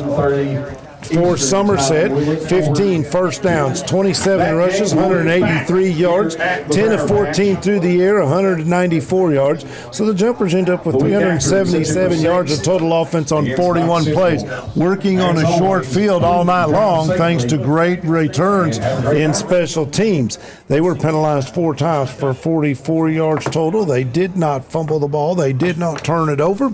So they won the turnover battle, and they did a good job of limiting penalties to the bare minimum. Let's give you some individual numbers. First of all, for the Jumpers, Jet Boyd had 1 yard on 1 carry. Bruner had 14 yards on a couple. 59 yards for Roby Browning on 5 carries. 36 yards for Grayson Gulock on 10 carries. He had a touchdown. And then also give Chris Hughes 73 yards on 9 carries and 2 touchdown runs.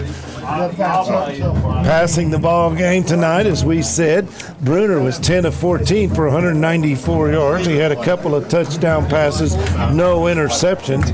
Leading receiver in the ball game was Josh Lewis. He had 64 yards on 3 catches. But Isaiah Lewis, he started out of the as one of the wideouts tonight, 4 catches, 2 of them touchdowns for a total of 56 yards. Chris Hughes had a couple of catches for 44 yards, and Corbin Samala 2 catches for 28 yards. We have to give out our Somerset Community College Offensive Player of the Game and our United Cumberland Bank Defensive Player of the Game. And I'm going to go just a little bit left. I nominate for our Offensive Player of the Game, because we don't get to do this very often, Anderson Rubel. 2 field goals, including a 38-yarder, and was perfect on extra points. Chris Hughes had a fantastic game. You could also mention Josh Brenner, but I'm going to let you make that final call. But I think those 3 were well-deserving of our SEC Offensive Player of the Game. What do you think? You know, there may need to be a Special Teams Player of the Game sponsor next season, but hey, yeah, I think I agree with you. Generate some offense. I mean, because he scored a total of 6 plus all the field goals, PATs. I mean, yeah, he was automatic tonight. Didn't even have to attempt his last PAT. They wanted to give his backup a chance. But yeah, you know what? We'll go with that. Anderson Rubel with his first, possibly ever, I think, player of the game. Offensive Player of the Game, Anderson Rubel. Defensive Player of the Game, Austin Lawless. He started with a high motor and just kept it going on throughout the night. Yeah, I think it's tough to argue with that. I mean, he did so many things well for the Briar Jumpers tonight. Offensively blocking, defensively flying around the field, sideline to sideline from his outside linebacker position. Also getting after the quarterback. I mean, in coverage. He can really do it all from the defensive standpoint. So, yeah, hats off to him for winning the Defensive Player of the Game, brought to you by United Cumberland Bank.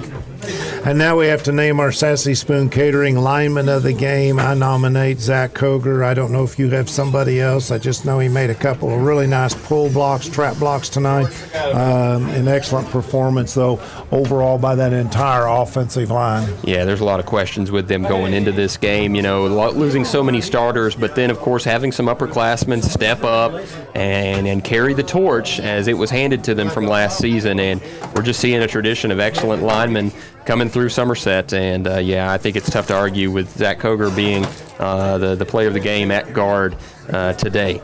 And this has been the Alton Blakely post-game show, and it's been a fun one so far. I love the season starting off like this. It's tough to argue. Next week I'll be on Jamestown time. I'm not sure what time you'll be on, but you won't be here, correct? I'll be in I'll be in Dallas, Texas next week at this time. So Robert Reed's going to come in and sit next to you and help you call this game as I'll be pulling duty with the Lindsey Wilson Blue Raiders. They kick off their season Thursday night, and we won't get home until sometime Friday evening. Kick off their season against Texas Wesleyan. But more importantly, you're going to Russell County, new football field, new stadium, new digs, new coach, and 1-0. The Jumpers are going to head over there and hope to keep things going. Yeah, last season we started off with a nail biter. This one not so much. It's always fun to call a nail biter, but it's pretty fun to call a 41 piece as well. So here from Clark Field, I'm Adam Bray alongside Bob Boone. We want to thank all of our crew who's helped us tonight. It's impossible without you guys for keeping us.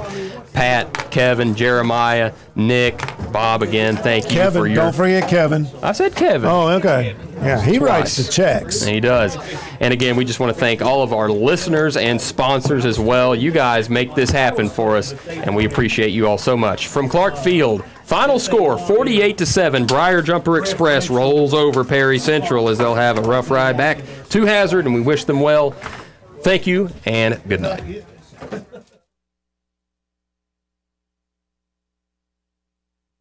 Somerset, we're known for great service before and after the sale, and so much more.